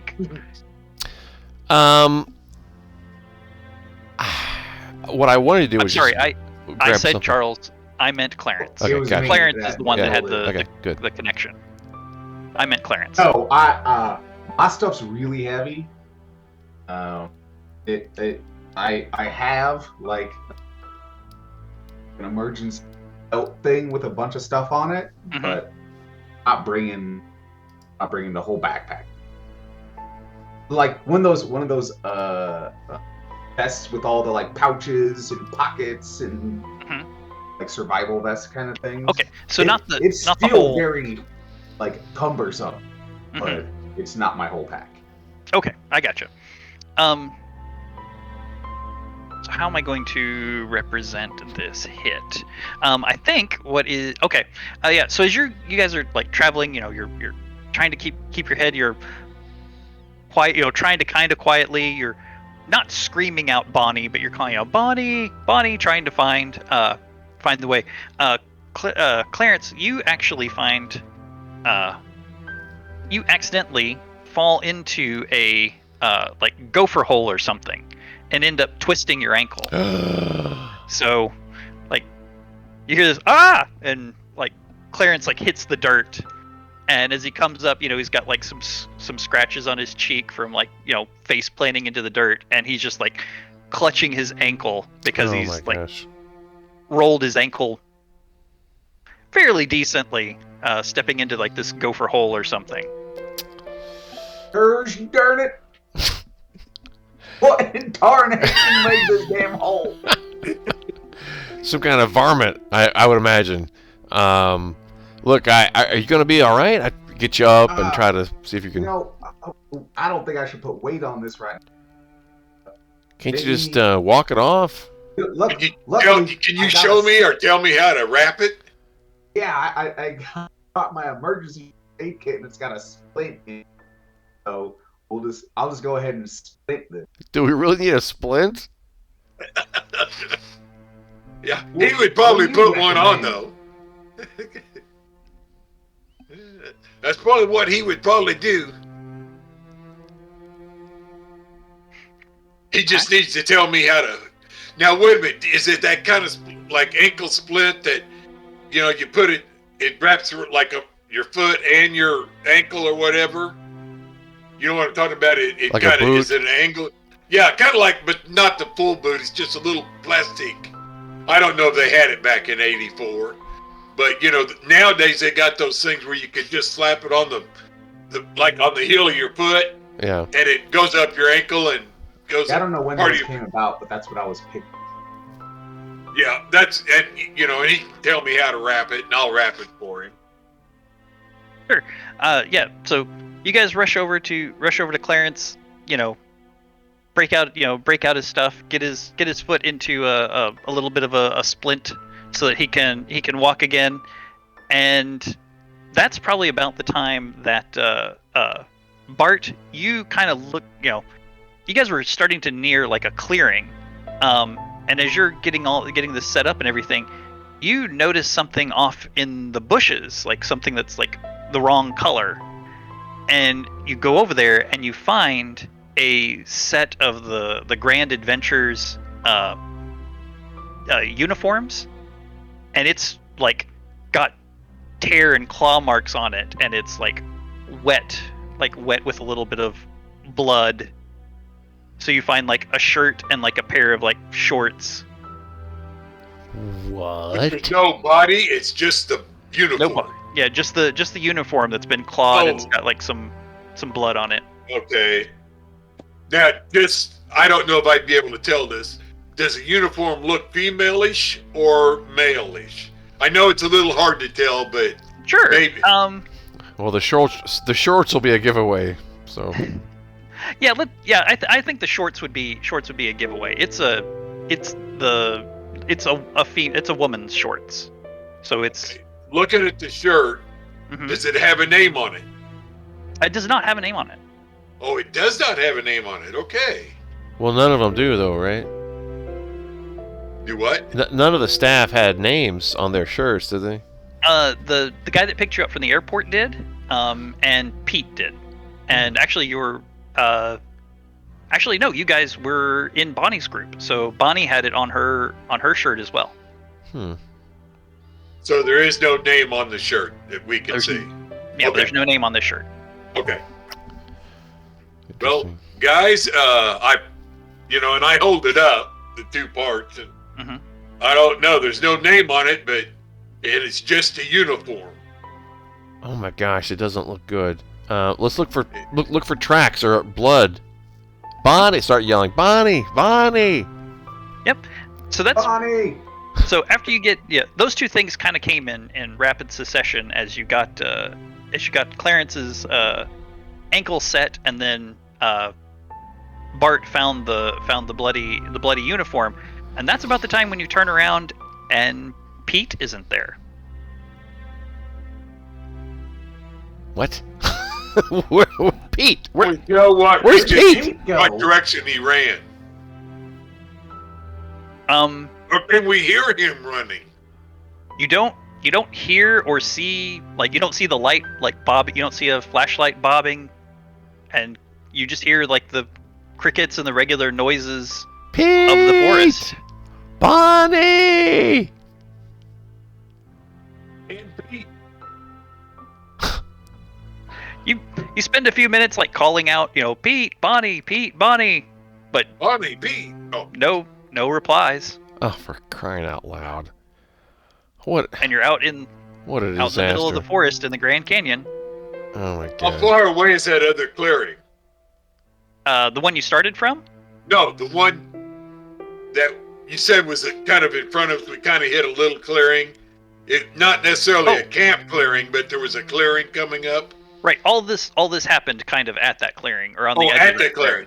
Yeah. So is there anything unusual about the clearing in that? Is there a fire? Had there been a fire recent or anything like that? No, you're not seeing signs of a fire or like, someone who had laid down, like if they were expecting to meet someone, like laid down some sleeping bags. You're not seeing, You're not seeing any food wrappers or sleeping bags or anything. It's just like a kind of a natural clearing. In that case, how far are we away from our clearing? Not too far away, but I don't know if anybody brought the map. Oh yes. Because you were probably relying on Pete? I got my pack, man. Oh. Well, I mean, I have a compass in one of these. Sure. It's a Well, between the rough map and the compass, I will only ask for 2 rolls to safely navigate your way back through this, through a map that's not intended to go into I'll take one of into those. the forest, but you do have a compass. So I'll cut it down to 2. 4. There's 4? Since he's already lost one, I'll go ahead and roll the other one. Sure. Awful kind of you. So you start referencing the map and using the compass, Okay. and everything looks right. You feel like you're headed back. Like you hear Well, there's the water. You get close enough, you start hearing the water, and you follow the water back, and get back to the river, and get back to your tent. And when you get back to your tents, everything looks more or less like you left it. the only thing I'm going to do, because I'm not sleeping anymore tonight. Well, it's Not probably after with morning this. by now. Yeah, it's pretty close to morning, probably. Yeah, sun's definitely starting to come up. It's probably Oh, okay. Okay. It's probably 6 or 7 o'clock in the morning. We're starting to see sunrise start. And there's no Pete here. And there's no Bonnie here.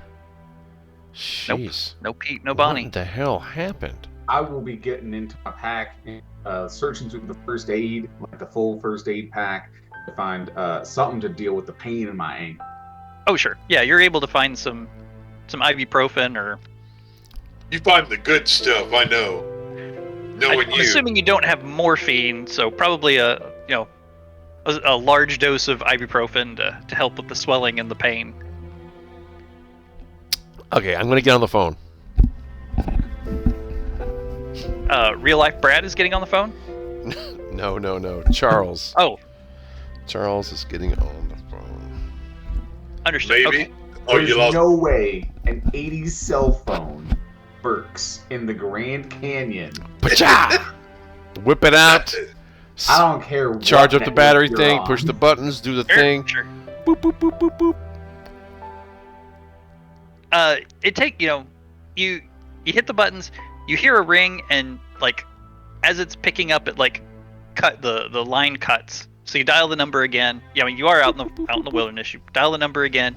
This time do a little bit of waving around. It actually connects, and you get the Grand Adventures. Grand Adventures. This this is Charles Ravenwood III. I'm in canoe 74, and we need to report an emergency. 2 of our guides are missing. Well, not they weren't with us, but it's a long story. But you need to put a search party together to look for Bonnie and Pete. Pete Samuels. Some type of animal, a wolf attack or something last night, and now we tried to help them, and now they're just gone. So something is definitely wrong. All right. First of all, are you We're guys okay? We're at the canoe drop at the second camp. We're okay, but one of us has a badly twisted ankle. Okay. And you're saying that you lost your guide, or I have you down as an unguided tour. Well, it So was unguided, but in the middle of the night, Pete ran into our camp covered in blood, and said he'd been attacked by a wolf, and that he was meeting Bonnie, and so we went to try to find Bonnie, and then Pete disappeared too. We never found Bonnie. And, something very strange is going on. You need to get some authorities out here. Okay. We'll contact the ranger station. There's a ranger station just a little ways down the river. If you've got someone with a twisted ankle, probably the easiest thing to do, since you're at the canoe drop, get into the canoe drop, go down the river just like you planned. The unguided route will take you right to the closest ranger station. Head in that direction. Floating will be easier than you guys trying to walk with someone with an ankle. We'll send out a search party for Bonnie's party, Pete's party, and yours, and we'll see about bringing you guys in with some guides. All right. Hang Wonderful. tight. Yeah, head down the river. It's nice and smooth. Make sure you take the left fork. The left fork will take you towards the closest ranger station. All right. And The left by the fork. time you get there, we'll have someone to bring you guys in, and we'll send out for the other parties as well. All right. Thank you so much. Appreciate it. All right. Yep. Let me make some other calls, so we'll be in touch. Got it. Yep. I relay that to the guys. Absolutely. Gotta take right fork when we get to the thing. The left fork. And Left I'm noting fork, it on the that's what I map. said. Take The the left left fork. Mhm. So I help put the tent together. Yep. Pack And it all up. As you're looking at your map, you do see that the route that's marked for you is the left fork. So that is like the unguided tour fork that you guys are supposed to go on. Yep. So you guys start packing up and jumping into the canoe. Yes. We just have one canoe for all Just three of us. Okay. Yeah. All right. Yeah, there's just 3 of you. So I mean, it's a good sized canoe, but it's Okay, probably one. that's fine. Yeah, it's probably like a 5 or a 6 man canoe. So there's plenty of room for packs. And... Okay, I'll sit in the back so I can help steer. Sure. I'll sit at the front, in charge. So. Absolutely. I'll sit Charles in in the middle charge. where the beer is. Charles in charge of our days. Anyway, Of our canoe. let me I know read the- over. I know the show, but I don't remember the song at all. All right. Just checking over my notes right quick. Okay, so you guys pack everything up, or do you lighten the load a little bit? I guess we pack everything. Will everything fit comfortably in the canoe, Yeah. Yes, including his pack? including his pack. All right. Okay. We'll get it all together and take it. Okay. You take a few minutes, break everything down. Obviously, Clarence, it's a little bit harder for you with the ankle. You guys have to help him out a little bit. Oh yeah, no problem. Mine takes no time at all to take mine down, and then I'll help them take down that big one. Oh, I appreciate that. You guys pack up all your things. Maybe even throw a little water on the campfire to make sure it's doused out. Head over to the canoe, get it pushed into the river, and start heading down the river. And we put Clarence in the middle, under his umbrella. Umbrella. His parasol. Fair enough. Like Cleopatra being floated down the Nile. We didn't say it was that nice. Sure. So yeah, you guys start heading down. It's river's pretty easy flowing, easy going. Heads down pretty easily. Yeah, Bart, you said you were in the back, right? Right. I'm in the back, Okay. kind of, paddling, then kind of steering to make sure we go down the left one. Sure. You as you're steering in the back, just kind of like looking around a little bit, kind of keeping your eyes open. You can't help but feel like something, that feeling of like being watched.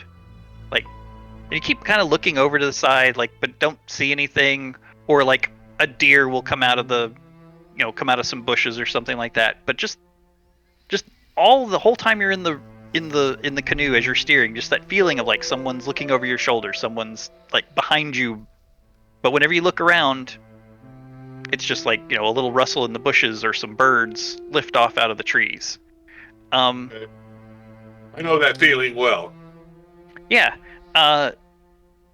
Charles, as you're in the front, like paddling, you guys are going down the river, and you reach a point where you guys are on, we'll just say the right bank.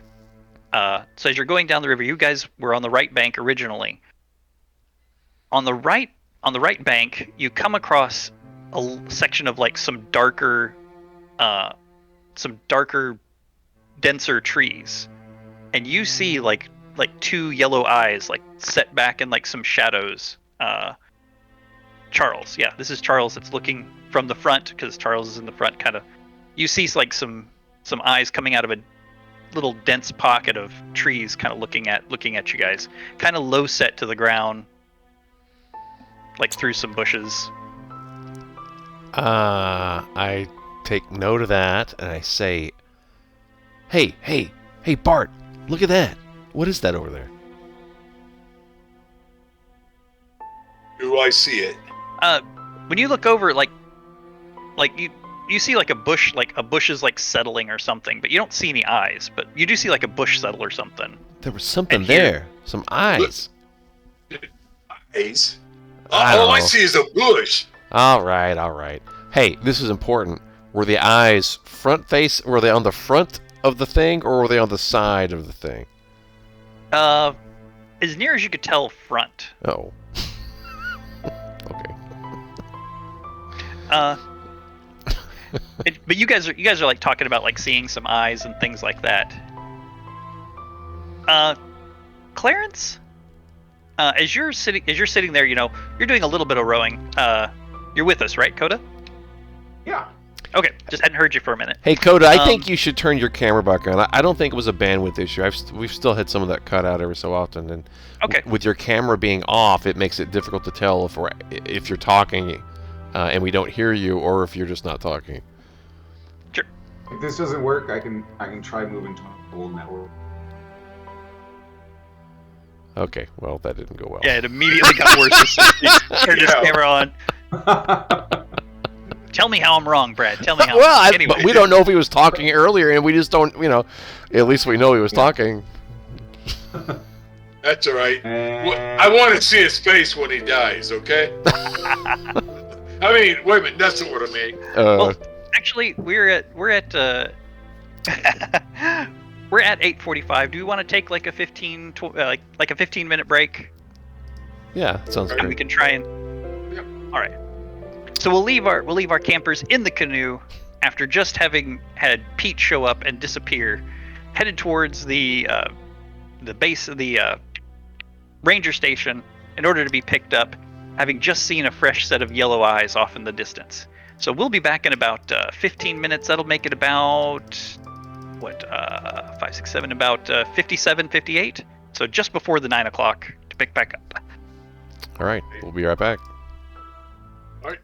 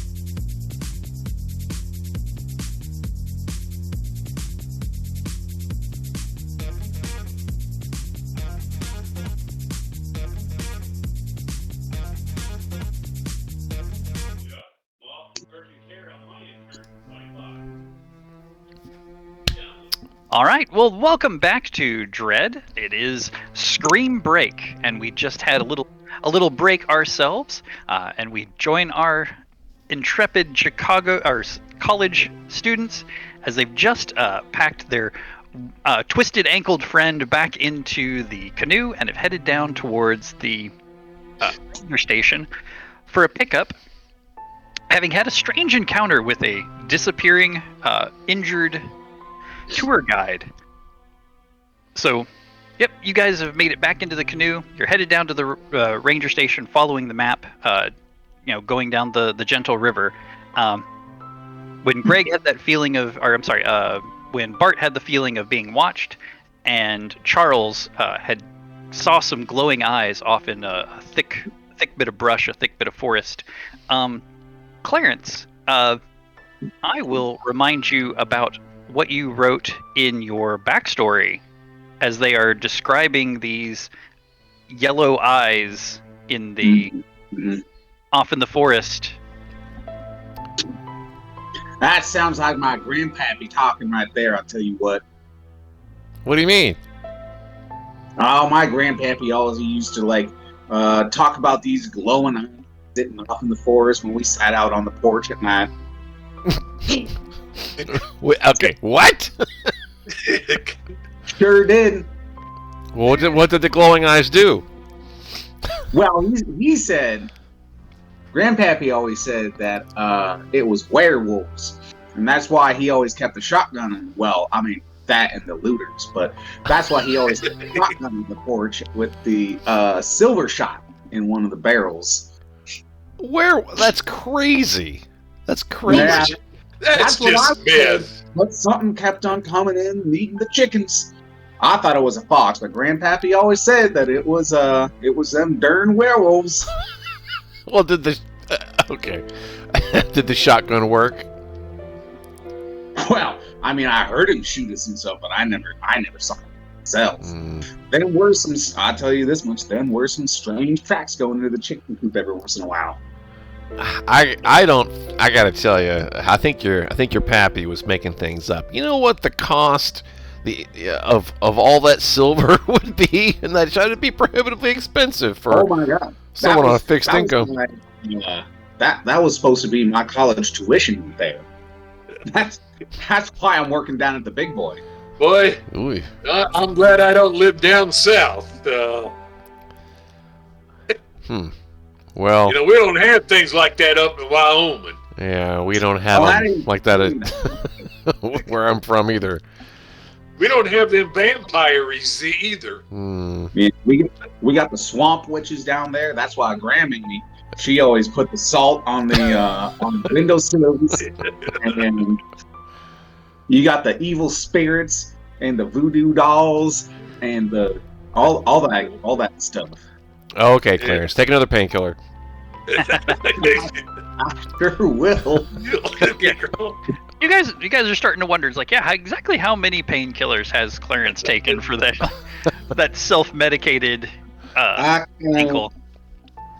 3. 3 bottles. Anyways, you guys are in the canoe for couple of hours.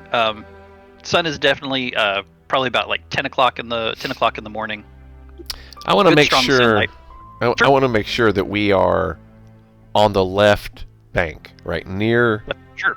Yeah, so that we cannot possibly miss this left fork. Turn. Absolutely. I'm looking out for it. That's one thing I'm watching for. I'm back here steering. Right turn when we get down. Left turn, Clarence. I'm glad he's not driving. Yeah, you're checking the map. You're hugging the left side, and you're looking on the map, and you can see on the map that you have, the path to the right has the little icons and whatnot for rapids. Mm-hmm. Yeah, we don't want rapids. Good thing we're on the left. Yep. You see them cairns over there. They mean the rapids are ahead. It says so in the guidebook right here. Yep. So you hug the left side. Hug the left side. You come up to the little bit of a branch. branch it. It's just a little like island to kind of start with, just a little ground island. So yep, you take the left hand. I steer it over. Yep, Okay. steer over to the left. And you guys are floating down the left-hand side for probably about a half hour or so before the river starts to pick up a little bit. Like it's going a little bit faster than it was before. Okay. It's the wax doing its work. Yep. You keep going, and it starts to pick up a little bit more and start to get a little bit bumpy.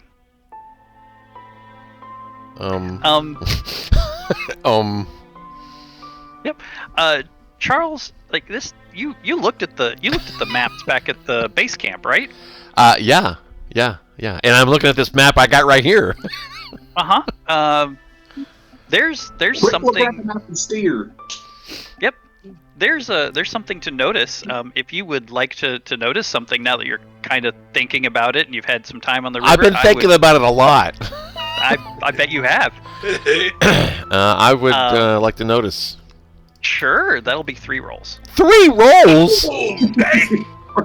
3 Want rolls. to notice? 3 rolls just to figure out that we're fucked. I'll go ahead and take one of those, boss. First Hey, roll, I can tell you you're fucked right now. Unfortunately, he was the one that was was the one that hunted out the map. 81. Okay. Is 81 good? 81's good. Close. All right. Second one is 10. And that's 10 is still good. Yeah. 58? 58, which is a hit. Yay. Yeah, I was gonna say. I think That was recent too, wasn't it? Yeah, and you. I'm not sure rolled how it. recent, but And I rolled All that. right. That's the second. Okay. so yep, you're staring at that map, and as you're staring at that map, I think in this case, I don't really know how you could hurt yourself. Yeah. Sitting in a canoe, that would be Fair. That would be a bit of so. Since I can't hurt you, I'm gonna hurt your friend. No.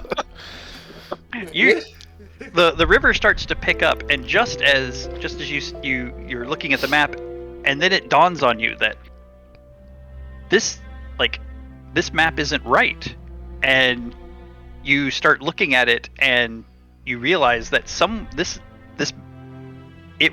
map is mirror image. This map is reversed. Oh, You needed to go- my What? God. What? You needed to go right, not left, because you remember distinctly that big wall that was there, and as you realize this, you start looking at the map a little bit, and it's got kind of like that Xeroxed kind of look to it. It looks like someone has like Xerox copied this or something, has somehow. You're this isn't like a saying that printed- somebody sabotaged this map. Yes, I am saying that somebody sabotaged your map. And as you realize this, you like stand up and you're like get excited and you like turn around like this map, and as you say that, Clarence, I know words, I know names. Clarence, your big backpack stock full of stuff No. tipping No. goes tipping over the side. I will let you try to reach out and grab it if you would like for 2 rolls. Oh, Not my Otherwise, you've still got your vest, so whatever could fit in your vest, all of its stuffed pockets and everything. But but everything's in the bag. whatever's in the backpack, as I Charles definitely- stands up and exclaims, "The map!" We see him bump your big backpack and Clumsy. top heavy over the side of the canoe. I gotta try to save the backpack. Here we And it's go. up to you. A 1. Is that That's clean. okay? We hit a 1 and a 90 tonight. Nice. And 83. That sounds familiar. right beside 82. Okay. We got an 81. Nice. So as Charles like stands up and says, "The map," you see this, you see your top heavy over stuff, and you reach out, you end up like banging your ankle against the side of the canoe a little bit, so there's a scream of pain, but yeah, like the bottom part, like the top of it it tops over, so like the top of it like dips into the water, but you wrench it up and over and like sit it back, and then you realize you've banged your ankle and reach down and Trying to steer around these rocks. I get into my pocket and I pull out some of the meds that I've been taking all day, and just like pop a couple more. sure. Okay, I explain what's going on with the map. This map is wrong. Somebody's messed with our map. Does anyone else have a better map? You got the one on the brochure. I think my guidebook has a map in it, and luckily I just saved my guidebook from the water. We need to turn around now. Oh, there. I don't think there's any turning around. Start by pulling over. Can we stop, over? or are we committed to this faster water? I mean, it's a river. You can pull over if you want to. Well, let's pull them. F over. But Okay. as you figured that out, and you're kind of looking down, yep, you can kind of start to see like the rapids and the white water Hey, up ahead. this ain't in my contract, all right? Sure. Not the I mean, you guys- contract I signed. You guys had the basic whitewater rapid training, Right. Yeah, basic. but it was That's the keyword. basic. Yeah, sure, Yeah, sure. basic. You guys want to pull over? Sure. We're- So it's, Okay. At do a we wanna minimum. pull over to the island, or do we want to pull over to the left bank? you. Well, I'm asking the group. Left bank. Left bank. All right. All right. All right, going to the left bank. Yep. You steer over, pull over to the left bank, pull the canoe up on the shore a little bit, and you guys can kind of disembark and figure out what you're gonna do. All right. You're We- telling me you got lost? I've been telling you to go right this whole time. Look, that's really funny. Look at this map. Pointed at it. It's some type of reverse carbon or something. I don't know what happened. Somebody's tried to screw us up. Maybe Bonnie is pulling a prank or something. But And This is didn't not funny. Scully tell us to go left? Didn't the guy at the deal tell us to go left? he did. But look at the rapids. Well, I know. Wait a minute. Which one said to go to the left? When we talked, they said with the ranger, if you wanted to take the left. Your buddy Ranch. Pete, right before he ran off and became a werewolf. No, that guy He's when not you called on It was your on the phone. and they said go left at the branch. Yeah, he did. He did. Do you mean your other left? I don't know. I'm really confused. And we were clearly looking at rapids, right? Down the. Right. Oh, that's exactly Well, what I he was see. supposed to go the Yankee left, which is obviously right. He must have misspoke. All right. Well, look. I think we got to paddle back upriver to that fork, which is not too far. We're not going to be able to. Water's running fast enough to create rapids right away. We're not going to paddle. Well, we're not there. We're not at the Well, hold on a rapids. second. Not I quite. got this mobile fan and the blower for my air mattress. Maybe we can jimmy rig these together. And we do have all that wax on the bottom. Make a motorboat out of it. All right. Can we go That's upstream? too cold, right? I mean, it would be a bit of a fight, but I mean, yeah, you could actively row. How the far stream. since the break? How long ago have we went downstream? It would be easier to just carry this canoe back upstream. Well, not with the gimp here. I mean, yeah, it's kind of a mixed bag. If you walk, you've got someone who's got an injured ankle, so that's going to make it a little bit slower to carry the canoe. So you've got all your gear plus a twisted ankle plus a canoe if you're taking the canoe with you, or actively paddling upstream.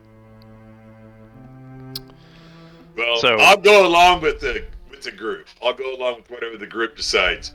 I know All that what to Clarence is going to say is, I want to stay in this canoe. I don't want to be walking. All that to say, you have no good answers. I think we gotta go back. I mean, if we're walking, somebody else is gonna have to carry my pack. My ankle will not support that amount of weight. I'm telling you right now. We would leave that in the canoe, and we'd carry the canoe. But I don't know how the size of this canoe with the backpack. Of course, We're not carrying this canoe with all this shit in it. Well, I was going to say I'd have to be getting rid of my beer, and I'm going to hate that. Let's try it. Let's try rowing. All right, we're going to try rowing. We could use some rope and tie the rope to the front of the canoe and walk along the bank and just tow the canoe in the water, kind of like off to the side a little bit. Is there enough room on the side, enough space to walk along the river to pull the canoe? I think that's how that works. I don't really know. Well, I'm just saying, I don't know how much room's between the woods and the river. That sounds like too much trouble. I mean, the bank is going to have a little bit of a clearing, so I mean that might work. You can throw the packs in the canoe and then just hang onto the canoe. Yeah, but it's, you know how it is. It's not a straight line. There's trees laying out and different depths and slippery and rock, jetties and all kinds of crazy things. This is not very practical. Either we can row upstream or we can't. We could try. We could try. Yeah. You can. It'll just be hard work. Working. Actively paddling all the time, fighting upriver. So your progress will basically be half as fast. So it is Thursday morning. So if you took the river all the way back up, that's Wednesday, Tuesday, Monday. So that's like 2 days. So yeah, it'll take you the better part of like 3 or 4 days to paddle back to base camp. No, I'm not. We're just talking back to where just to the fork. Oh, just to the fork. Right. Why would you? That makes a lot more sense. I was thinking back to the base camp. No, yeah, that makes a lot more sense. Just to the fork, so we can take the other fork. I don't know why I had it in my head that you were going to go all the way back to base camp. I don't know why I was thinking that. Sure, yeah, head back to the fork. That makes way better sense. Yeah, that's just a couple. That's you're only like down this way maybe an hour, maybe 2 hours. So that'll take you. It'll take you 2 or 3 hours to actively paddle back up and make the other side of the fork. All right, let's make this happen. Let's make this happen. Get back on track. All right. Okay. You guys pile back into the boat. Yeah, and start Paddling actively back up the river. Paddling back up the river. So everybody is working. Even Charles. Now they get you set up with a paddle, and everybody's got to chip in to get up that river. You guys, after about first half hour, no problem. After about a full hour of actively paddling, yeah, you're starting to definitely feel like that fatigue and that burn. Yeah. Charles is up front going, stroke! Yep. Stroke! Yep. Stroke! He thinks he's back in the English, or up there in the... I'm on the row team. Ivy League. Yeah, he thinks he's Ivy League. Crew. And you guys probably pull over for a little while for a little bit of a break, sit down, eat something, get a little bit of water back in you, pull back over onto the bank, and then get back in for another session of paddling up the river. And as you guys are paddling up the river, I need everyone to make me a roll. Probably about a solid hour and a half out of 3, so about halfway back. 48, I think, is good. Yep, I don't think we hadn't had any 40s. 47 is also good. Just clustered all together. 46, come on. That would be interesting if it was 46. Or 49. Yep. Brad's got a tippity type. Tippity type from Brad. 33. Right next to 32. Whew. All right. As you guys get in for your second session, you're about halfway back to the fork. You're paddling away. You're coming up near it would be now the left-hand bank would be on your right-hand side because you're going the opposite way. The left-hand bank would be on your right-hand side because you're going the opposite way. You get to some trees and a little bit of a little bit of forest covering and things like that. When out of the forest covering, something is launched and makes its way towards your canoe and collides with the side of your canoe and just like hits the side of your canoe and like bounces off into the water. And everybody's just like, there's that moment of just like was thrown at your canoe and it like hits the canoe and everybody's like jostled to the side, and you guys made the roll, so like you're able to hang on to your oars and like nothing topples over or anything. And as you're kind of looking back, there is this deer carcass that is now floating down the river. The fuck just happened? That is definitely not normal. Fell out of the sky. I've never seen a flying deer. What in the actual fuck? Look at the You bank. guys are starting to see like some blood like spread out over the water. Is there anything on the bank that would? I mean, Can we tell what threw it or launched it? Like you see like some birds lifting, in the same area from where the deer came from. You see like birds lifting off, and like you can hear like something like moving through the trees, moving through the bushes. Does it sound big, small? Like King Kong moving through the bushes? I mean, are the trees rustling? And... It doesn't sound small. It doesn't sound like a rabbit, but it's bigger than a rabbit. There's a big spectrum between. Okay. Bigger than a bread box. Smaller than King Kong, bigger than a bread box. Okay. All right. We got this now. Hey, we got this. Holy you crap.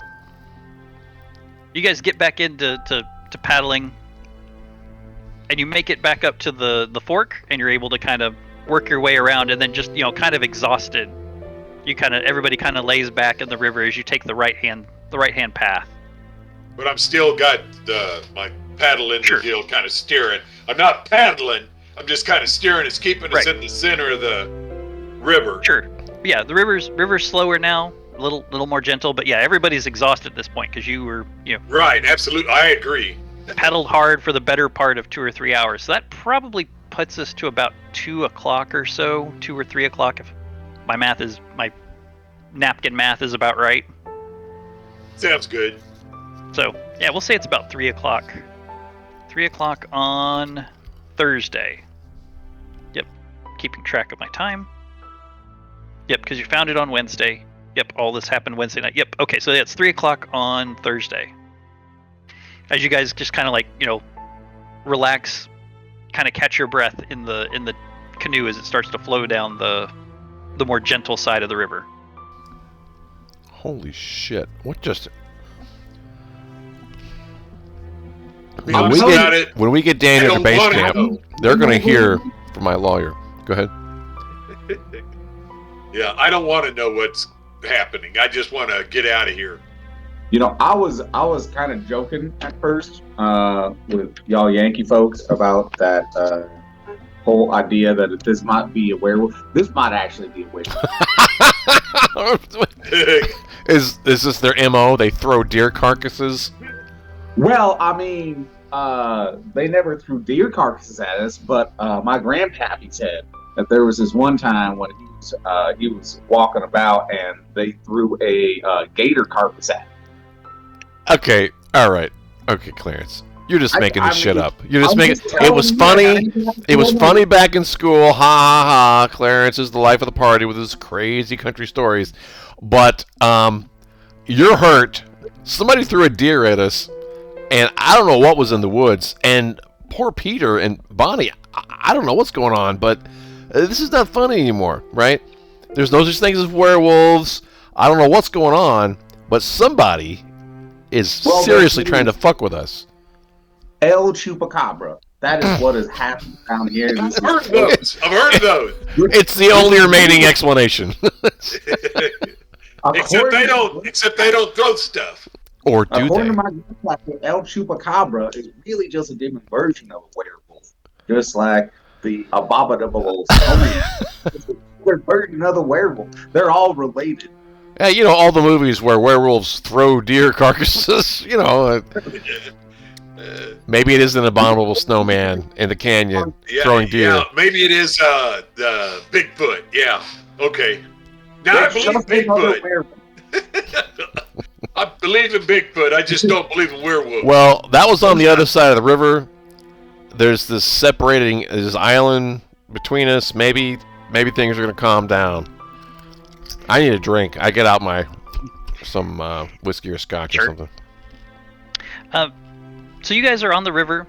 You know that you were supposed to come to another campsite. You guys are supposed to come to another campsite probably about like 3, 4, 5 o'clock in the evening on Thursday night for the next place to camp for sleep. So since you had to, so you're a little bit behind. So you probably won't reach the campsite till probably about dusk, till the sun is sunset. So you just want to stay on the river till you get to the next campsite. On the other side, we don't know where the campsite is on this side, per se, do we? Well, maybe. I don't know. Be on the We're map. looking for it. We should be able to figure it out from the map. Right, we're looking for it. Yeah, even with the map being inverted, that just means that everything is on the left is on the right, but the proportions are still the same. So, okay, all right. Yeah, I mean, you have to kind of, there's a little bit of like, we have to go right, there's a little bit of that going on, but it's still going to be marked. Everything's just mirror inversed. It's still useful. It's just backwards. All right. Yep. So it's probably about like 6:30 or so. It's starting to, the sun's starting to set when you guys start to see like you start to see the spot where you probably need to pull up the canoe. You see like at previous campsites there was like this brown food box, which is like this reinforced food box, like the bears or nothing will get into it, where they'd been putting like extra food and water and the ice and things like that. So as you're going down, you see the brown food box like on the shore. So you see where you probably, and like spaces where people probably like pulled up canoes before. Right. So you guys paddle towards that, and put the canoe up on the shore, and head over to the reinforced food box. And as you get close to the food box, like something doesn't smell quite right. Who opens the like? That's not me. Oh, it is 100% you. It's all of them, but so I guess it's 30% you. Yep. Where are we on hits? I know I've got a hit. I think Coda's got a hit. Greg, do you have a hit? Yep. Nope. No.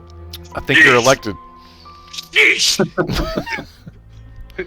And as you get closer to the wood, the reinforced food box, you can tell that whatever that smell is coming from the food box. Oh boy. Well, being raised on the horse ranch, I've smelled death before, so that's not a big deal. Yep. So I'll slowly, with my knife out, Sure.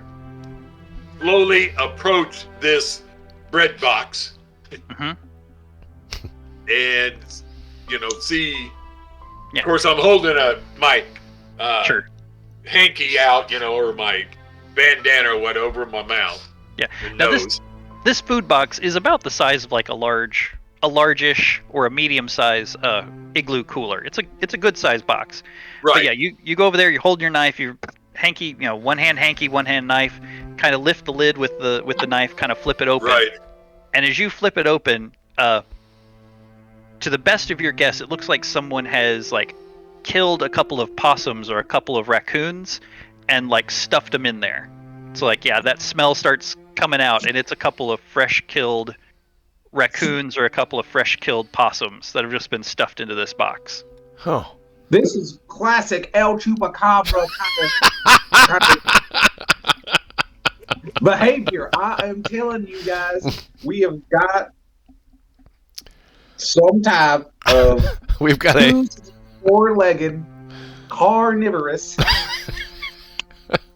Mangy. Mangy human hunter. Okay, hold on. Somebody is. This stuff I'm being beginning funny to a long think we're time ago. being pranked. I mean, this had to be put in here by a person. No animal could have done this. I mean, this prank has gone far enough. I'm gonna call back. I'm gonna call my father. Get out the phone. Okay, you can call your father. Boop, boop, boop, boop, boop, boop, boop, boop. Okay. Yeah. Picks up like, hello?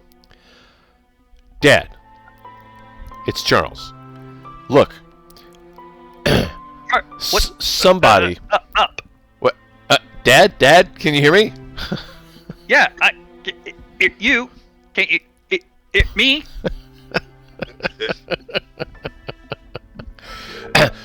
On the trip, there's a problem. There's a problem on the canoe trip. Can you hear me? Yeah. There's a problem on the canoe. On the bamboo ship. No. Lollipop Ridge. What? It's on. Can you hear? So we do this, and this is like okay. Well, I mean, he's hearing you. He's like, what? Wrong. Somebody at the adventure camp is messing with us and giving us wrong directions, and they're screwing with us. Somebody's hurt.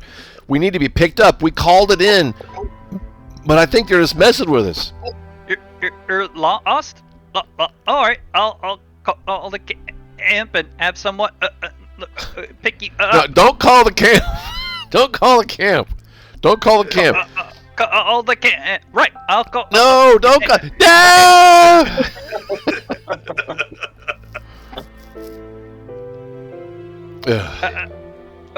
Yeah, in the line. Shit. Stupid phone. You need a better service. No kidding. Yep. So your dad. Well, but I mean, your dad's gonna call the camp and at least try to find out, what's going on, or have somebody check on you. So, worst case scenario is someone checks that. All right. You guys going with mobile. What was that? You guys get the canoe. He said this is what you get for going with T-Mobile. Oh. You get the canoe pulled up and probably like tied off and anchored. Close the lid to the food box because that doesn't need to be open anymore. And you start grabbing your packs or whatever and making your way up to where the campsite clearing should be, because there should be like a clearing where you can set up your tents and everything, and a fire pit. As you guys get up to the fire pit, you obviously notice something, and what you notice is I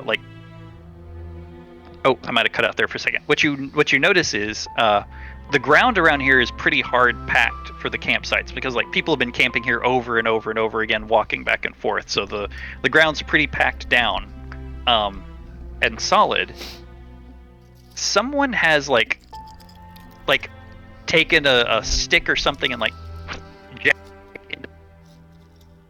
Am I clipping? Yeah, a little bit. Sorry. Jabbed a stick into the ground and like written something into the dirt, and it's like kind of scratched into the ground. It's obviously someone has written. It's easy to clear to read, and what you read is the letter U, a space, the word suffer, and the number 4, and then the name Zach.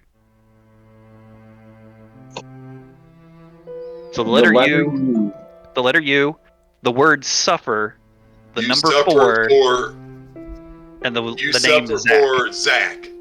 This is that scene in the horror movie where the camera like zooms in and changes the optical angle at the same time, so there's this weird effect, and my eyes just get really big and my mouth opens and I say, no fucking way.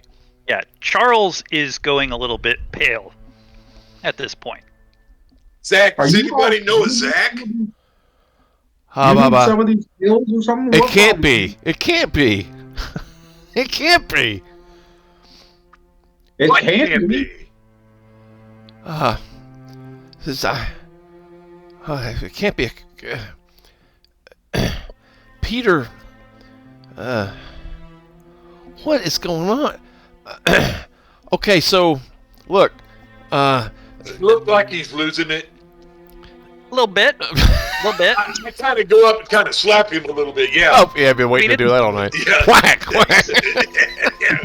It's been Yeah. it's been a really bright, warm day. I mean, you guys really exerted yourself out on the river. You know, maybe he didn't drink enough water. Maybe he's a little. Yeah, little so I'm dehydrated. like, yeah, I don't know Zach. We need to just get going. You sure sound like you might know Zach. Yeah, no, I don't know Zach. Zach's dead. I don't know Zach. Zach's dead. So you But know you don't Zach know doesn't know that he's dead. What did Zach die of? Well, I don't know he's dead. Look, we need to get going. We need to get out of here. Something's weird's going on, and I think Peter's involved. Peter's a chupacabra. Well, then you understand the problem. Peter's Zach's brother. Yeah, I'm just totally lost here. I mean, But you don't know Zach because he's dead. But you know that he's dead, and you know his brother. Okay. Look, can we just get going? We can't make camp. We got to get going. We got to paddle through the night and get the hell out of here. And I'll tell you the whole thing. Let's just get going. How did you kill him? How did you? I didn't kill him. chupacabra? I didn't kill him. I'm packing my stuff and I'm getting in the canoe. well, we didn't really unpack. We didn't it. unpack. Exactly. So if anyone wants in the canoe's going down the river. So Charles seems to be jumping back in the canoe and leaving. Are you guys leaving with Charles or? Well, I guess we don't have a choice because that's the only transportation we have. I mean, I'm not against not splitting the party, but what's the worst that could happen? Oh no, you never split a party when you're playing, running. That's what happened. I barely made it out of that house. All right. So yep, you guys throw at Charles, kind of confused. I know him, but I don't know him. Throw everything back into the canoe, and you guys start heading towards down the river. Charles, you must have a heat stroke or something. Let me take a look at you. So I'm like, it can't be. It can't be. It can't be. Drink Why some more can't it water.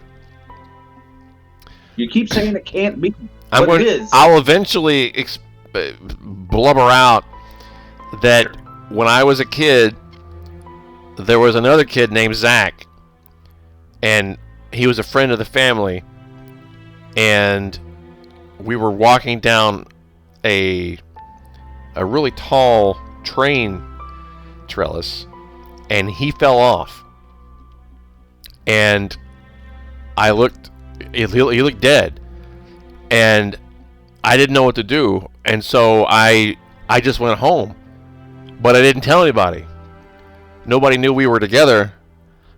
I didn't know what to do, and I panicked. And like that night, there was a search party, and I figured they'd find him, and maybe he was okay. And well, they never found him. And it went on for days, and I was sure they'd find him, and he'd be okay, right? And they never found him, and nobody asked me where he was because they didn't know we were together, and I lied when people asked me if I knew anything about it, and I've had dreams about him ever since, that he wasn't dead, that he lived, but then that he died over the course of several days, right?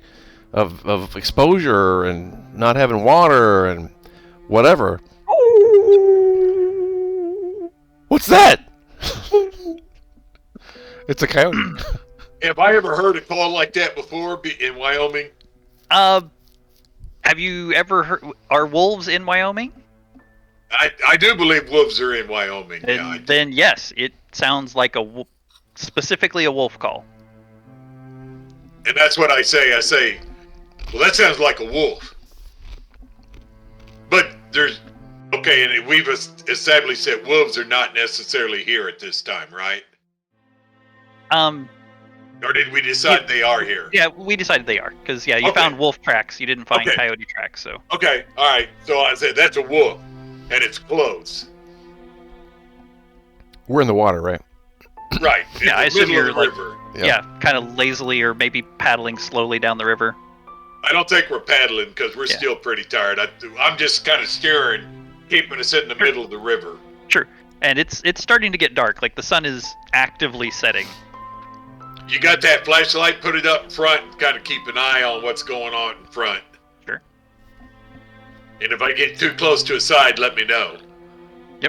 Yeah, you guys are. You got it. And you hear some. You heard that one wolf call, and like you see some birds, birds flutter out of the trees. You guys are going back downriver, so you're going back downriver, so you see birds flutter off on the left bank. Whoever wrote that note in the dirt, they knew about Zach, That you were gonna be there. and they knew I was going to be there. So it's either Peter, Zach's brother, or some of the counselors who knew Peter or know Peter, or I don't know what. Maybe it was some prank that went bad. One time, I wish I had a gun, and I don't. This character doesn't have a gun, so got a slingshot. And Charles, just to remind you, they did both have an older brother, Mike. Yep. And when they were doing the search to try to find Zach, at a certain point, the sheriff or whatever had to tell the Samuels that the likelihood of Zach still being alive is almost zero. Because at a certain point, you've been searching for days, and the odds of someone still being alive after days was low. Now that you're kind of like thinking about it again, you remember that the Samuels kept pushing for like 2 or 3 days after people were actively telling them like, no, this is like at this point, like, we're looking for a body, we're not looking for an alive person. And you remember the Samuels like pushing for an extra like 3 days to look for an alive person, like someone who is still alive. So past the point where everybody said, this is it. We're looking for a body, not a live person. Every day I was sure they would find him, and every day came and he wasn't. They were just looking in the wrong place. Yeah. So they pushed for active searches like 3 days past, when people were telling them like, no, it's a body recovery, and they're like, no, there's still time, and they were still pushing for more and more searches. Okay. All right. So, I think we need to paddle, not just float. I think we need to get down this frickin' river, down to base camp. Closer we to a ranger, according to the map. Yeah, if you wanted to, you're probably getting close to a ranger station. If you want to pull onto the right-hand bank and Fuck like that shit. Go through the forest, you could make your way to a ranger station. Oh my god. No. Slap him again, Clarence. Oh, You take 2 of these, it'll make you feel better. All right. So after having, like, it was the middle of the night when you guys got woken up. You went looking for Bonnie. Then you jumped into the canoe, went the wrong way, paddled back up, and now you didn't stop for camping. You jumped back in the canoe and you started heading downriver. Are you guys resolved to try and keep paddling all through the night? Are you going to try to like anchor and stay in the middle of the river? Let's take shifts. Do we have any idea how far it is from where we are to a ranger station? Best Far guess. through the woods. How far through the woods are we going to have to go? Best guess, probably about 3 to 4 hours. If you head in the right direction, you end up going in the right direction. You get there when you're supposed to. Probably about 3 or 4 hours into the woods, into the forest. Once you land, so you'd have to land, kind of orientate yourself, and if you get the orientation right, it's probably about a 3 or 4 hour trek through the forest. That don't sound good. Not with the wolves around. And I'm still assuming these are just wolves. Sure. Ain't no such thing as no damn werewolf. Well, there's people out there who are acting like they're maybe. Well, they wrote in the dirt. They put those dead animals in the box. I mean, right. They switched this map. That when we called back to the to the base, they told us wrong information. Right? There's people involved in this. Yeah, and you guys made it to the Thursday night campsite, and you're past that, but you still had all of Friday and like half of Saturday, so you've got a little more than a day's worth of travel left before you get to base camp. We gotta push through it. We gotta push through it, guys. We gotta push through it. Something is seriously wrong. And I don't know if you've seen Deliverance, but there was another canoe trip in a southern state that went sideways, and let's not do that. Now you hold on just 1 minute. In Georgia. This is not the same kind of sound.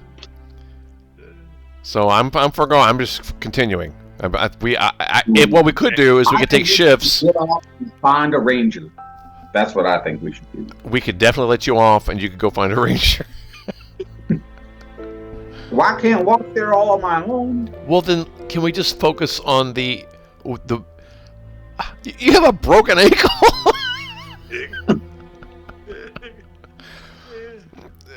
Let's just stay in the boat. One person stays awake, steers the boat. The other two rest, and we take shifts, 3 or 4 hour shifts or whatever, and then we get through the night, and then we double time it during the day with 2 people's awake. Okay, so one person's gonna steer, take shifts. So you're not gonna anchor and everybody sleep. You're just gonna keep floating. Yes. Okay. Well, he seems to think we're going to keep going, so We're gonna keep I guess going. we keep going. We're gonna keep going. All right. Who takes first shift? It's probably about. I'll take it 8, since 9 I'm o'clock. already in the back anyway. Yeah. I've Probably been about there all 8, the 9 same. o'clock. All right. All right. Who takes second? I guess that's me. All right. And then that leaves third for Charles. So the wee hours. All right. You guys, you try to make yourselves as comfortable as you can in a canoe that's comfortable. actively moving down a river. Leaning up against packs or whatever and trying I to. keep pinching myself to make sure I stay awake. Sure.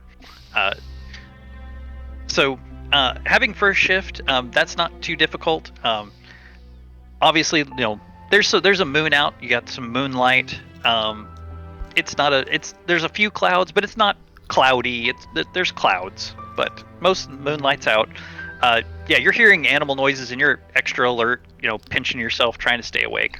It's not too hard to make it through the first shift. You probably catch yourself kind of rolling a little bit from time to time, but are able to kind of pep yourself up and keep awake. Time comes to switch off to Clarence. Clarence, yes. Mm-hmm. And you nudge Clarence, and Charles, you wake up a little bit because they're rocking the boat, of course, and getting Clarence into position in the back so that he can steer, and Bart kind of lays down to try to get what he can for sleep, and all of you guys are awake for a moment or two, and then you get them all set up, and then Clarence starts, you start guiding the boat. For you, Clarence, unfortunately, it's the middle of the night. You were sleeping and then you woke up, so I'm going to have to ask for a roll to try to stay as alert as possible. Come on, baby. 41. I think that's good. That is good. Nice. All right. Good. So, yep, you're able to stay alert. Obviously, not perfectly alert. Like your head's kind of lolling a little bit, and you catch yourself once or twice, kind of like and kind of look left and right, and you know, a little bit of that panic because you were asleep for a second. But you mostly make it. Let's see. This started about 7 or 8. Then we had the first shift, so it's probably about like 3 or 4 o'clock in the morning. Probably about an hour or so before the switch. When you're kind of guiding and you kind of loll up a little bit and catch yourself having catnapped a little bit and kind of wake up, and you've drifted a little bit closer to like the right bank. Of course but you did. you immediately steer back towards the center. But you see something like moving, like something dark in the water, like under the water, like swimming, like coming towards the canoe. Like there's a dark patch or something coming towards. Great. Okay, I'm gonna get my paddle up out of the water and like prepare to hit it when it gets within paddle range. Doesn't matter what it is.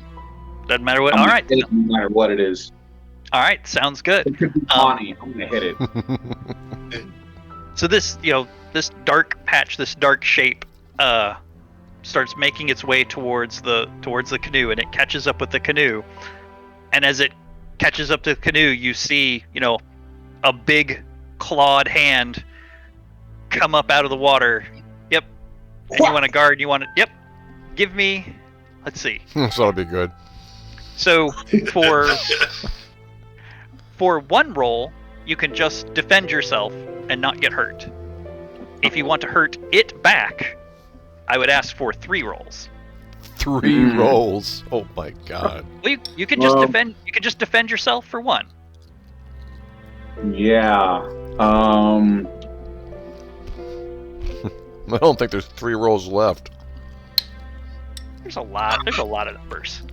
Most of the 40s are open. Almost all of the 50s. Oh my god. Okay. Just stay out of the 30s. Yeah. I want to make my grandpappy rap. Sure. And I know that this is an El Trooper werewolf. So I am going. If this thing's coming for me, I'm coming for it, because that's how we do. Sounds good.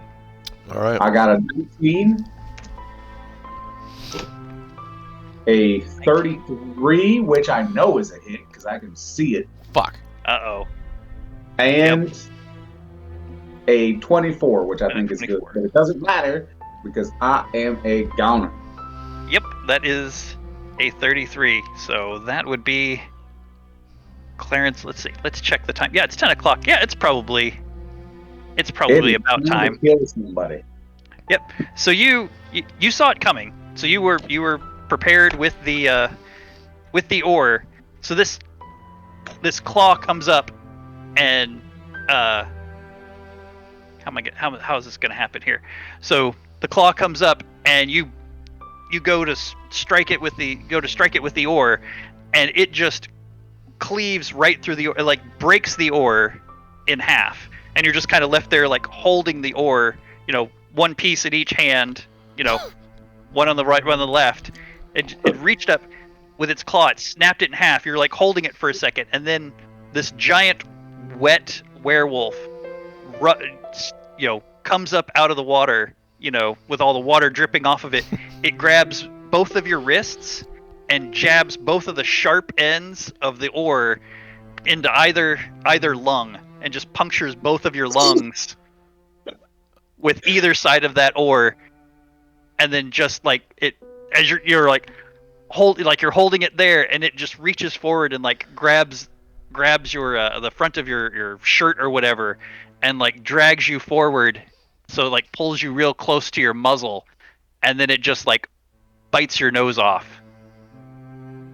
Oh no, I'm Boulevard. Just the nose. Yeah, just bites just the nose, just your nose That's off. some type of And then werewolf. drops you back honor bite. into the boat. And you're taking wet breath. You guys, Charles and Bart, you wake up and you hear like the wet sounds of somebody breathing, and there's all the commotion of the splashing of and the boat. Yep, of the boat's splashing rocking. and like somebody's What happened? What happened? Screaming. All right, my last words are, Grandpappy was right. Chupa wolf. Holy what the? So you got oars sticking out of him? Yeah, you see Well- either end of the oar kind of like sticking out in the. Well, yeah, I guess I'm in the middle of the boat now, so I mean, when I sit up, of course, Yeah. my knife is on my tip, but I'm like, what the? What the hell happened? You know, he's behind me, and I haven't turned around yet. I'm like, He said. it's just He said Grandpappy was right. He was right. About what? All right, it is time. I get into my backpack. I get out the small case. And I unlock it through the little zip locks. I open it, and in the gray foam, I take out my 9mm. I take out the clip, slap it in, all right. and we're ready to rock and roll on whatever the hell. Another one of those? You got another one of those? Just this one. The one time I don't have a gun with me. You got a slingshot. Well, on the upside, Clarence has left you with a fully stacked backpack. He's got So there's a wet probably bar like and a hospital. There's probably like a folding like hatchet. There's either a small hatchet or like a folding like axe or something. Or So- a crossbow. Collapsible. Yeah, a crossbow. I'd love a crossbow. I think a crossbow is kind of Crossbow. stretching the limits of completely ready. But I will definitely let there be like a hatchet or like an axe, like a folding axe or something. Okay, I I'll 100% have like at least one of those in my bag.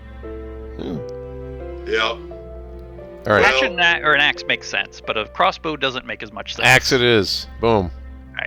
Alright, well, I guess then what I'm trying to do is Do you know how to use look this in his thing? bag.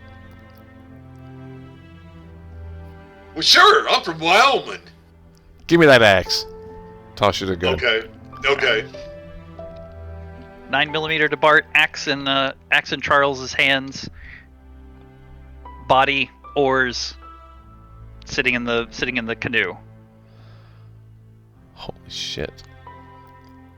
And there, we don't see anything in the water. Actually, as you guys, probably while you were getting out like the 9mm or whatever, you probably saw over on the right hand bank. You probably saw like this big lumbering, form of like a werewolf in the moonlight come out and like crawl up on shore and like look back and then like run off into the trees. Oh my god. We gotta get moving. We get moving. Oh, that's good. Oh, That's good. I like it. That is a creepy I looking take mask. a couple of pot shots at him. I got a mask All right. just like that. All right. So, who takes up the post? Do you keep the body in the canoe? I'm gonna have nightmares now, Coda, because of this mask. So I'm in the front. We gotta get him out of the back. Oh my god. Is he alive? No, he stops breathing. He is clearly dead.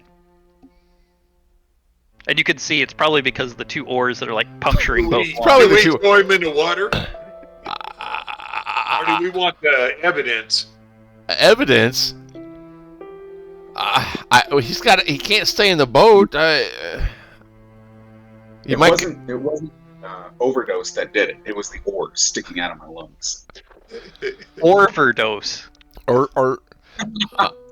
I don't think there's room in this canoe for him. What do you think? I'm closest. I guess I could toss him over. All right. If you insist. You could pitch the body over. Let the fishes, him feed the fishies. This is really becoming like a thing for you, isn't it, Brad? For your just they're dead now. Get rid of them.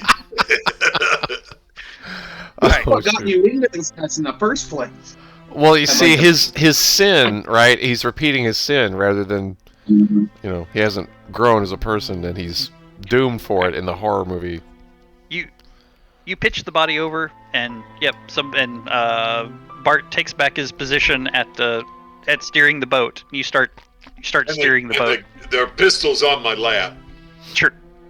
Within easy reach. Sure.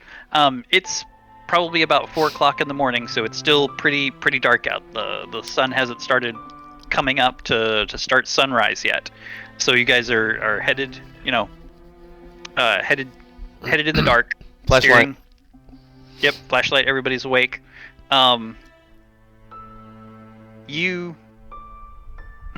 Thinking for a minute. I got a new set of numbers, right?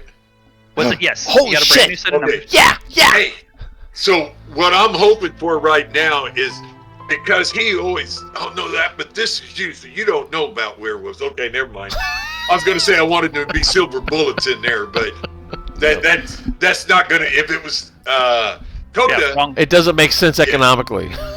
Yeah, if it had been Coda's 9mm, then Clarence, it could have been silver. Or had Clarence, I mean, yeah. Yeah. Okay. all right. So you guys start paddling. As probably about an hour before sunrise.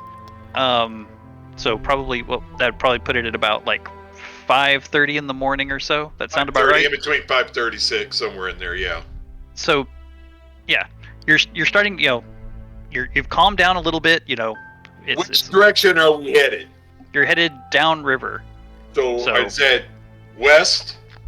I have no idea which way. It's downriver. I have no idea which way the canyon is going. Well, it goes from east to west. The canyon goes east-west? Yeah, east-west. So, well, it kind of wanders, but for the most part, the river's east to west. Mm-hmm. So, and it flows west towards California? Right. Okay, so you're headed west then. Right. Okay, so you're headed west. This is down when Coda right-hand says, side. Actually, when I was there. It's right enough for the purposes of this game, yeah. Okay, I'm going to remind you of that. So what I'm trying to figure out, though, is which way the sun. So the sun. The sun rises. Sun rises in the west, right? In the east, it rises in the east. It rises in the east. So if all this is correct and we're facing west, then the sun is behind us. The sun is behind us. Okay, that's what I wanted to find out. Okay. Yep. Okay. So it's about an hour before sunrise. It's going to be rising behind you, so you're not like maybe you think you see like the thinnest little glow of the, but it's still pretty dark. Well, it would be down inside the Yeah. canyon. I mean, it's.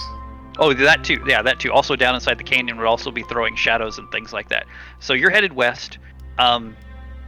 You see as you guys are steering, you start seeing like as if someone's like trying to signal or flash a flashlight on the left bank. So you're seeing on the island side. Yeah, on the island side, you're seeing like this light or something like signal or flash. Very obvious. Yeah, it's like a strong flashlight flash. And it's night. Mm-hmm. It's early morning. Well, yeah, but it's dark. It's dark. Pre-morning. Where we are, it's definitely dark. Yeah. Well, I got to tell you, here, Bart, I give no fucks. Who's on the bank? I don't know about you. Shout. What do you shout? Who's signaling? You hear somebody say, "Pull over. Let's talk." Oh, hell no. And Charles? No, and I say, hell no. Hell no. And I'm going, I start pedaling even faster. When they say pull over and let's talk, no, we're not going to, no. I just Charles, pedal that much faster. Right. I don't care what Charles says now.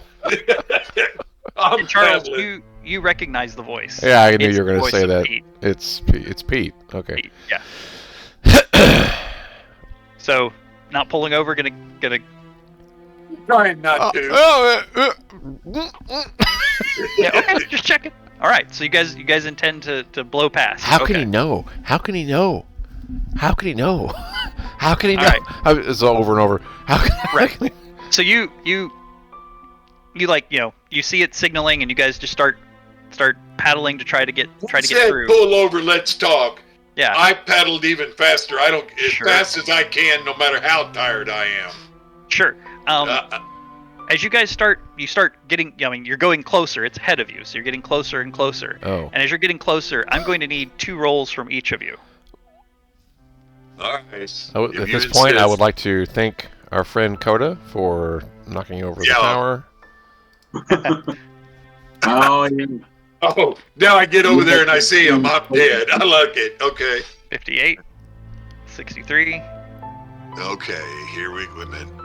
Oh, never mind. Got to do that. That. 68. Oh, I thought that was a repeat already. 66. Yeah. It would have been. Just take out all the 60s to start with. All right. Yeah. As you guys start, you start getting close to the flashlight. You see the flashlight like go down, and as the flashlight's like set down or whatever on the bank, you can kind of see it like casting light towards the river.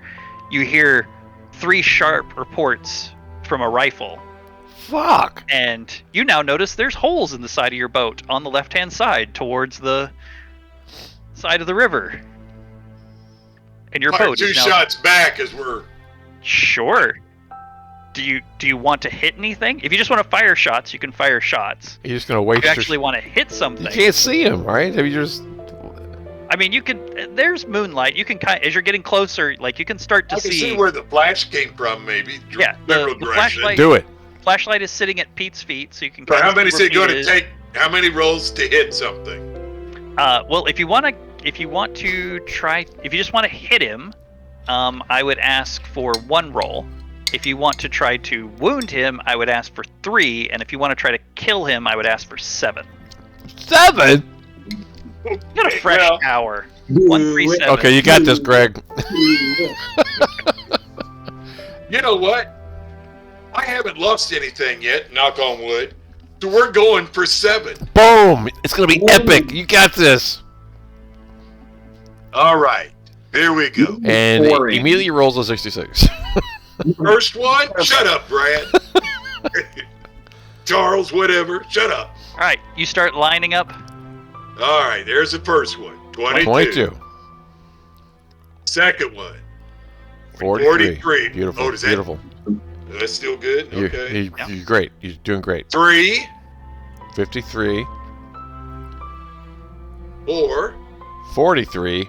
Holy Okay, shit! That's Wow. one miss. You already I mean, repeated once. you're right.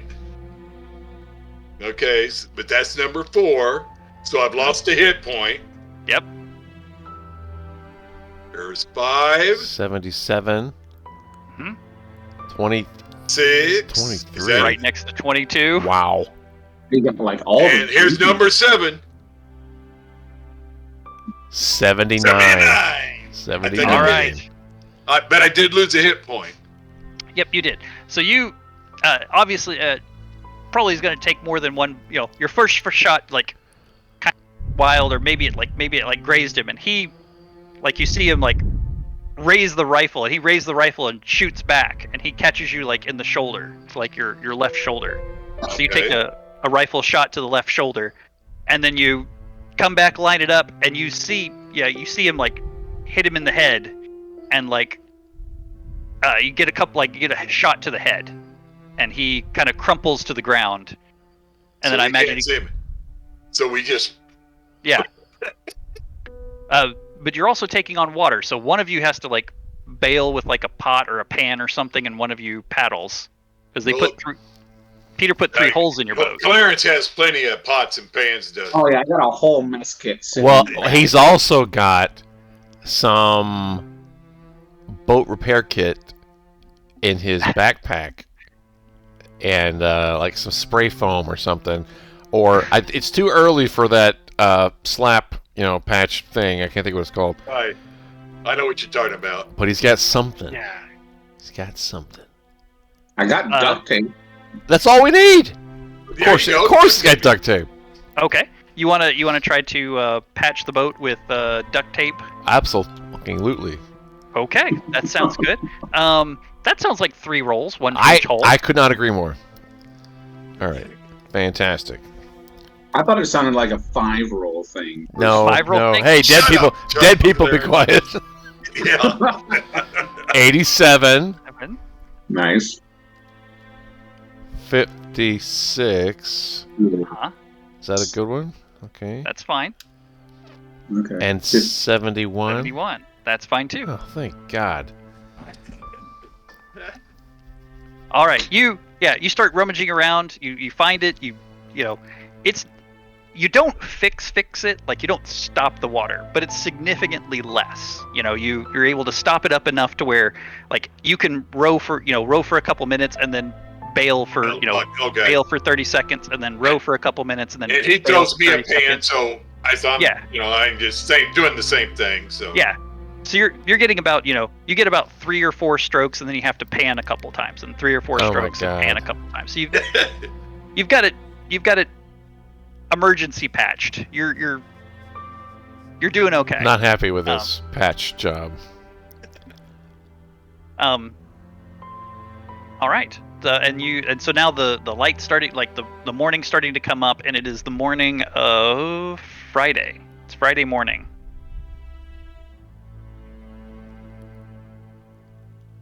Okay. How about one more pull to be Or- able to patch the outside as well as the inside? That fixes this leak thing. Oh, you want more rolls to completely fix it. Yes. I'm gonna say to completely fix it, you're gonna need to like pull up on a shore. Like I'll give you some rolls to pull it up on a shore, or I'll give you some rolls to completely fix it, but you'll need to pull up on the shore. You got to get it out of the water to like get it dry for the like dry it off with a towel And or the dry it off with pulls are to see if something bad happens. the pulls are to completely fix the boat so it's not leaking anymore. But you're gonna have to get the holes out of the water and like dry it a little bit so the duct tape. Yeah, I and just want to stuff make sure I actually understand the adheres. bargain, though. If we make the pools, it's fixed, and we're back in the water. Yep. If you want to get onto the shore and make 3 more pulls, 3 more pulls. it can be completely fixed. I got this. you got this, Brad. Do you Or, want to go? Do you Charles. want to go to the left bank or the right bank? The closest bank. Pete showed up when you shot Pete. He was on the left bank. He's on the island side. Then Right. the right bank, I guess. The right bank. That's what I expected. Let's see. So Alright, the so you guys- universe you guys is 58, guide the- 63, 66, all the 60s, 22, 23, 53. You guys guide the boat towards the bank. He says what he's trying to do, and at this point, you guys are really starting to feel like the exhaustion set in, because like up No, and down surely and- not. up and down and heart rates and everything. But you get it pulled on, you get it pulled over. Hey, I and grabbed set a up. couple of 74, hits of speed. I think we have a collision. and- 13, and 22. Yep. And that was Brad. Yeah, that's me. That's my second one. Yep. All right. Fuck! Fuck! It's a nice clean tower. What's the worst that could happen? All right. I think with this, we're probably going to narrate this, and then it's probably going to be kind of our scene, our evening. So you guys get up there and you start patching, putting on the duct tape and everything and getting it. And just about the time you get all the duct tape and everything in place on the side of the canoe, and it's good. And like you're kind of like you relax and you kind of like sit back and you're kind of exhaustedly laying there on the on the shore. Sitting, maybe. Yeah, Not well, I mean, laying. just taking a moment to kind of like just catch your breath there. And as you're doing that, we see like a flutter of birds, and bursting out of the the forest is this like gray, this gray and white werewolf comes bounding out of it and just like slashes you across like the back of the calf. Yeah, like the back of the calf. And you see this, this and it's, the fur is kind of like, fading silver, fading white and older, and moving a little stiffly, burst out, cut your calf, and then just kind of like rounds and like stands up and starts snarling and looking at you guys. Bart, you start like scrambling for the gun. You've like misplaced it, or like it's shifted in the canoe. So you're like digging for the 9mm in the gun. And while you're doing that, this older werewolf like rounds on you and like grabs you by the chest. And as it grabs you by the chest, it like digs the front of its claws in and just like picks you. Charles picks you up, and it says, "You left, Zach." How did you know? It's nobody knew. And even through the growling, you can tell this is their father's voice. Yeah. So because their father and mother were even older, so smelled him on you, and he like reaches over and like bites your ear off. He lived. Hey, does your mouth move when your mouth moves? Yeah, it does. Okay, cool. That's what mine was. Yeah. Zach lived another 2 days, 'cause he was lupine. If you had said, we could have saved him. And at that point, like, Bart has probably found the 9mm, and we hear a 9mm report, and he like looks over, and like we see Bart like, maybe squeezes off a couple of other shots, and like they go wide, go left, and go right, and then the he's like clicking on an empty clip, and the older werewolf just like he's dug his fingers into you, and he goes, "Any last words?" I'm sorry. What did you say? You clipped or something. I'm sorry.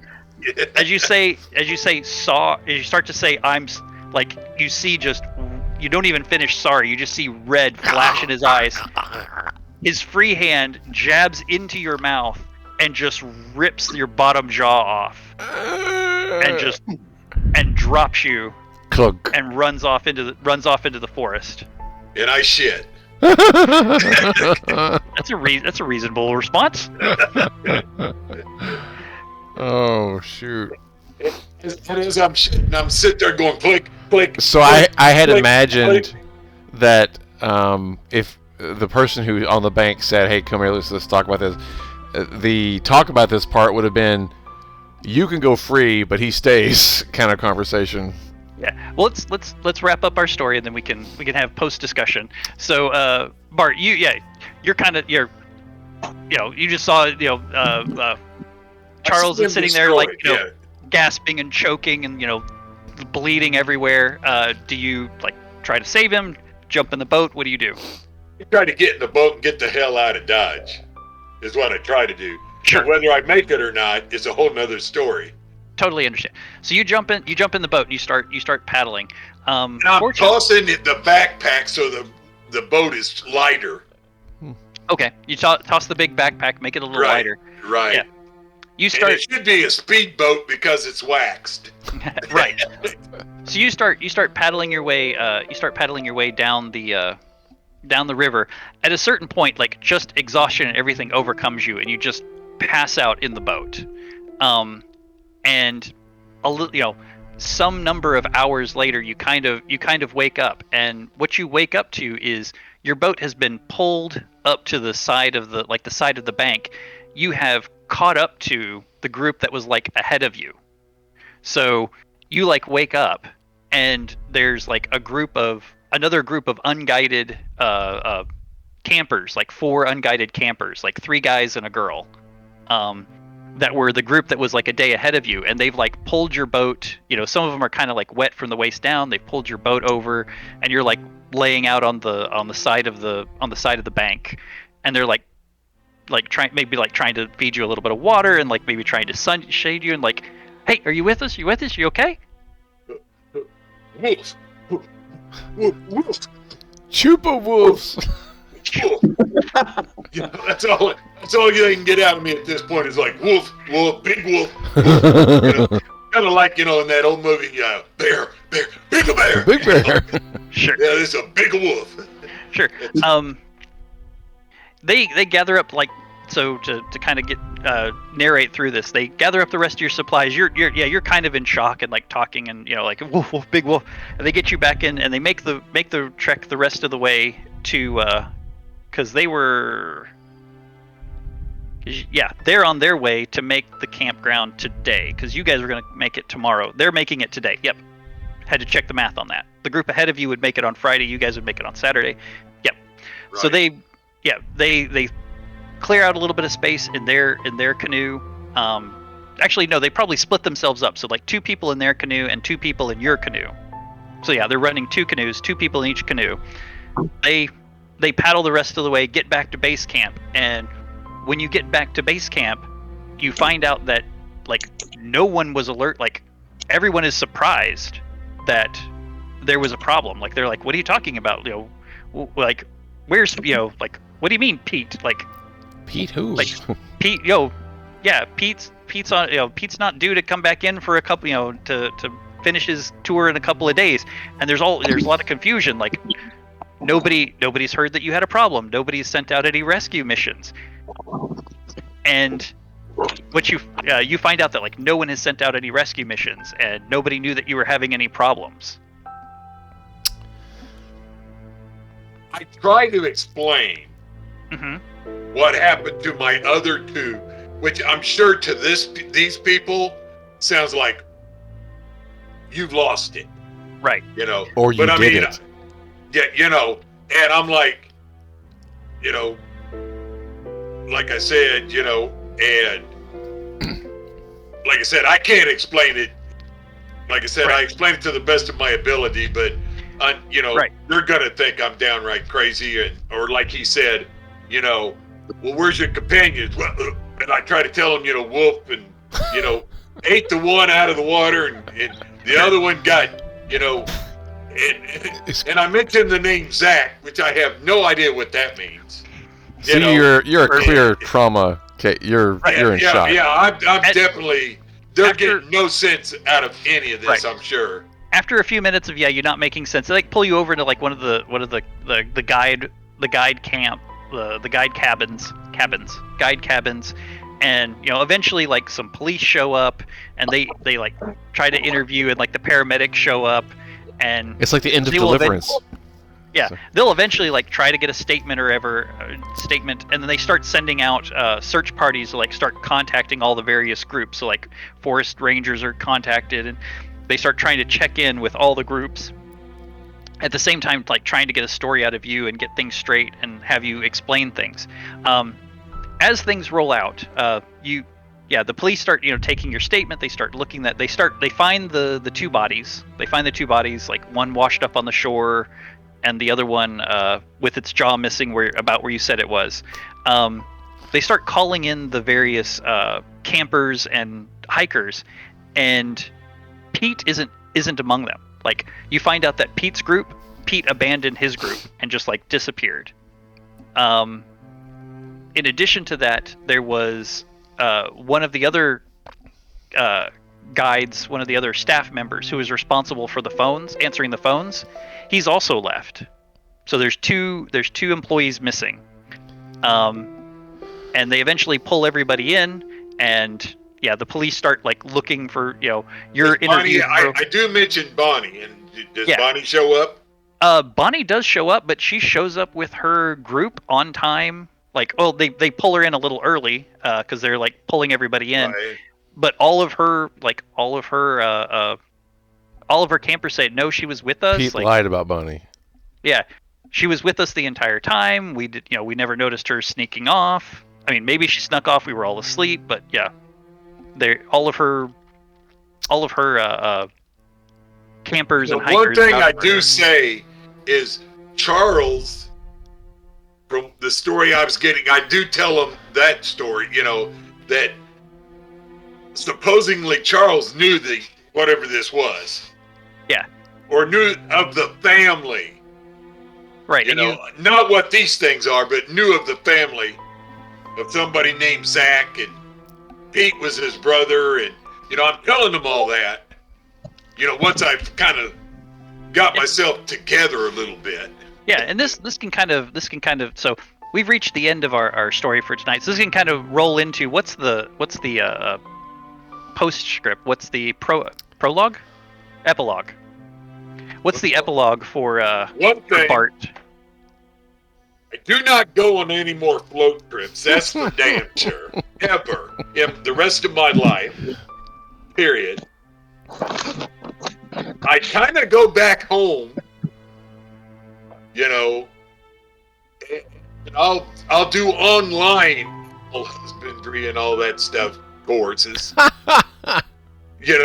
I'm not leaving the farm ever again, as far as I'm concerned. I'm gonna love Wyoming. It's funny you said online, but Yeah. I think they used to have correspondence. Yeah. In other words, I'm not going to college anymore. Not even locally. All right. I'm basically going to, learn everything I need to know on the farm, or the ranch, I guess I should say. It's a horse ranch. So that's where I'm going to spend the rest of my however many happy days I have left. You are a Winchester. Gonna throw that I'm out. I just trying to forget about this whole thing ever happened. Sure. Bury Larry of woods and water. Yep. So yeah, the police obviously interview you and try to find you. They find the two bodies, but it's not attributed to you because you don't have any. Well, yeah. You're either able they after if they find Pete, they ever find Pete, they're gonna find one bullet in him. Yeah, they don't ever find I think Pete's fine. They don't ever find Pete's body. They don't find the other employee that's missing. His name was Mike. They don't find him. Yeah. They do find the two bodies, but after some forensic evidence, you're actually taken into custody and held for a little bit of a trial, but some forensic evidence clears you of having been able to commit the two murders. So you're allowed to go home. Go ahead and finish out, doing correspondence courses and things like that. Finish out on the ranch. But you do eventually get one day there's an envelope in your mailbox, and it doesn't it's just a white envelope with no Return address. Well, it doesn't even have your address on it. It's a blank envelope that's sealed with a letter in it, and it's just a blank white envelope, no address or anything. You open it up, and when you open it up, the only thing written on just a blank piece of paper is, "It's best you forget." And there's instead of a signature, there's a paw print. I done forgot. What? Forget what? There's no, and to me, I don't know what the hell that was. Sure. I don't believe it was a werewolf, because I don't believe in werewolves or vampires or any of that kind of stuff. That could have been a chupacabra that he was talking about. I don't know what the hell that is. Yeah. Yeah. And with that, we can wrap up our story. So thank you all very much, you three, for coming and playing. Thank you, internet audience and YouTube audience in the future, for joining us. Once again, this has been my favorite role-playing game, Dread. Look them up, purchase the book, support those indie developers. If you're looking for an alternative to some of our bigger named RPGs with the controversy and hullabaloo that's going on, try out some of our indie favorites like Dread from I think it's Dream the Impossible Dream. Impossible Dream, I think. Yeah. Yep, Impossible Dream. So we can go around if anybody has anything they want to plug once again. Coda, if you want to start us off, I think you mentioned your group that you're starting up in Des Moines. Sure. We've been running Central Iowa Gamers since last fall, and we're just getting better and better every single month, kind of. So we got almost every month we've got a event in the Des Moines area. So you can find us on Discord, Central Iowa Gamers, or Facebook, Central Iowa Gamers. I'm going to inconvenience Brad just a little bit and ask him if he can put the link to the Central Iowa Gamers Discord into our description. So we'll include a link to their description. So if you're in the if in the Des Moines area looking to catch up with some gamers, we'll have their link to their Discord in our description, so you can find it there. Greg, if you want to promote anything for RPG KC. All I just want to say is if anybody's interested on our check Warhorn, check our site, rpgkc.org, to find out what game stores we're going to be in the future. And if you want to run games or sign up to play games, go to Warhorn and do so. If you contact me and I will put it up on Warhorn for you. You don't have to do it yourself. I'll put it up for you. Just let me know. And all the information about what you want to run and so forth. That's about all I have to say. But I am once again, I am the new overlord for at least this year. And I took over for Wade. He calls himself my underlord. I don't know what the heck that is, but he's created a position for himself to help me out. So, so he's helping me learn all the tricks and everything that I need to know. Yeah. So join us on the first Saturday of every month in the Kansas City area. We visit all the various local gaming stores around. I think we'll next be at Druid Dice on the first Saturday in February. The 4th of February. Yep. The 4th. Couldn't remember the number, but I knew it was the first Saturday. So the 4th of February will be at Druid Dice. We visit all the locals. Brad, anything that you'd like to promote or? You mentioned Druid Dice, and that's just north of Union Station. It's on the trolley route. It's a new store in town. I think it was last year. It's our first time there. So join us there. Lots of games. Midwest Game Fest in person in the fall. We don't have a date yet. But Midwest Game Fest online is coming up this April. And this will be the first public announcement of the dates. It is April 13th through the 16th, a 4-day online con. The site is not yet up. You cannot get tickets just yet, but watch our social channels for announcements. And you know how much those tickets are going to be? Roughly? Probably $5. Okay. But no, I don't. And does that cover all 4 days? It's all 4 days. Yep. Okay. Yep. Very inexpensive, very affordable online convention. Lots of good value, fun sponsors. Yep. I will be expecting some arm twisting to get me to run some Dread online for that. Yes, please do. Oh, please. We'll see if we can get that taken care of. All right. Well, unless there's anything else you guys want to promote or plug, I'm going to thank our audience, and we can go ahead and wrap up. Anything else, gentlemen? Just going to say one last thing. For all these Dread games I have played, I have not yet, knock on wood, died. We got you close. One hit. And I've come close. I was 5 out of 6. Yes, that's... Mental note for the future. Yeah. That's why I waited till the end to say anything. All right. Well, gentlemen, thank you so much for joining me. It was a wonderful game. If you want to hang around and ask me any questions or anything or reveal your secrets, we can do that afterwards. I'm going to go ahead and say goodnight because it is starting to get late for our audience, or we're starting to go a little long on our recording. So, ladies and gentlemen, people of all persuasion, thank you for joining us. If you're on YouTube, make sure that you like and subscribe there to help us grow that channel. If you're over on Twitch, we'd appreciate the same. Like and subscribe there as well. We do these about once a month. If you'd like to join us, head on over to our Discord. Link will be in the description. You can sign up there and we'll get you participating either in Online Dread, or if you find our face-to-face events in the Kansas City area, you can meet me on the other side of the tower, and it'd be my pleasure to run something for you. With that, have a wonderful night. Happy nightmares. Yeah. Okay. Thanks again for running. I do appreciate it. Maybe you'll get me next time. Maybe next time. We'll see you guys.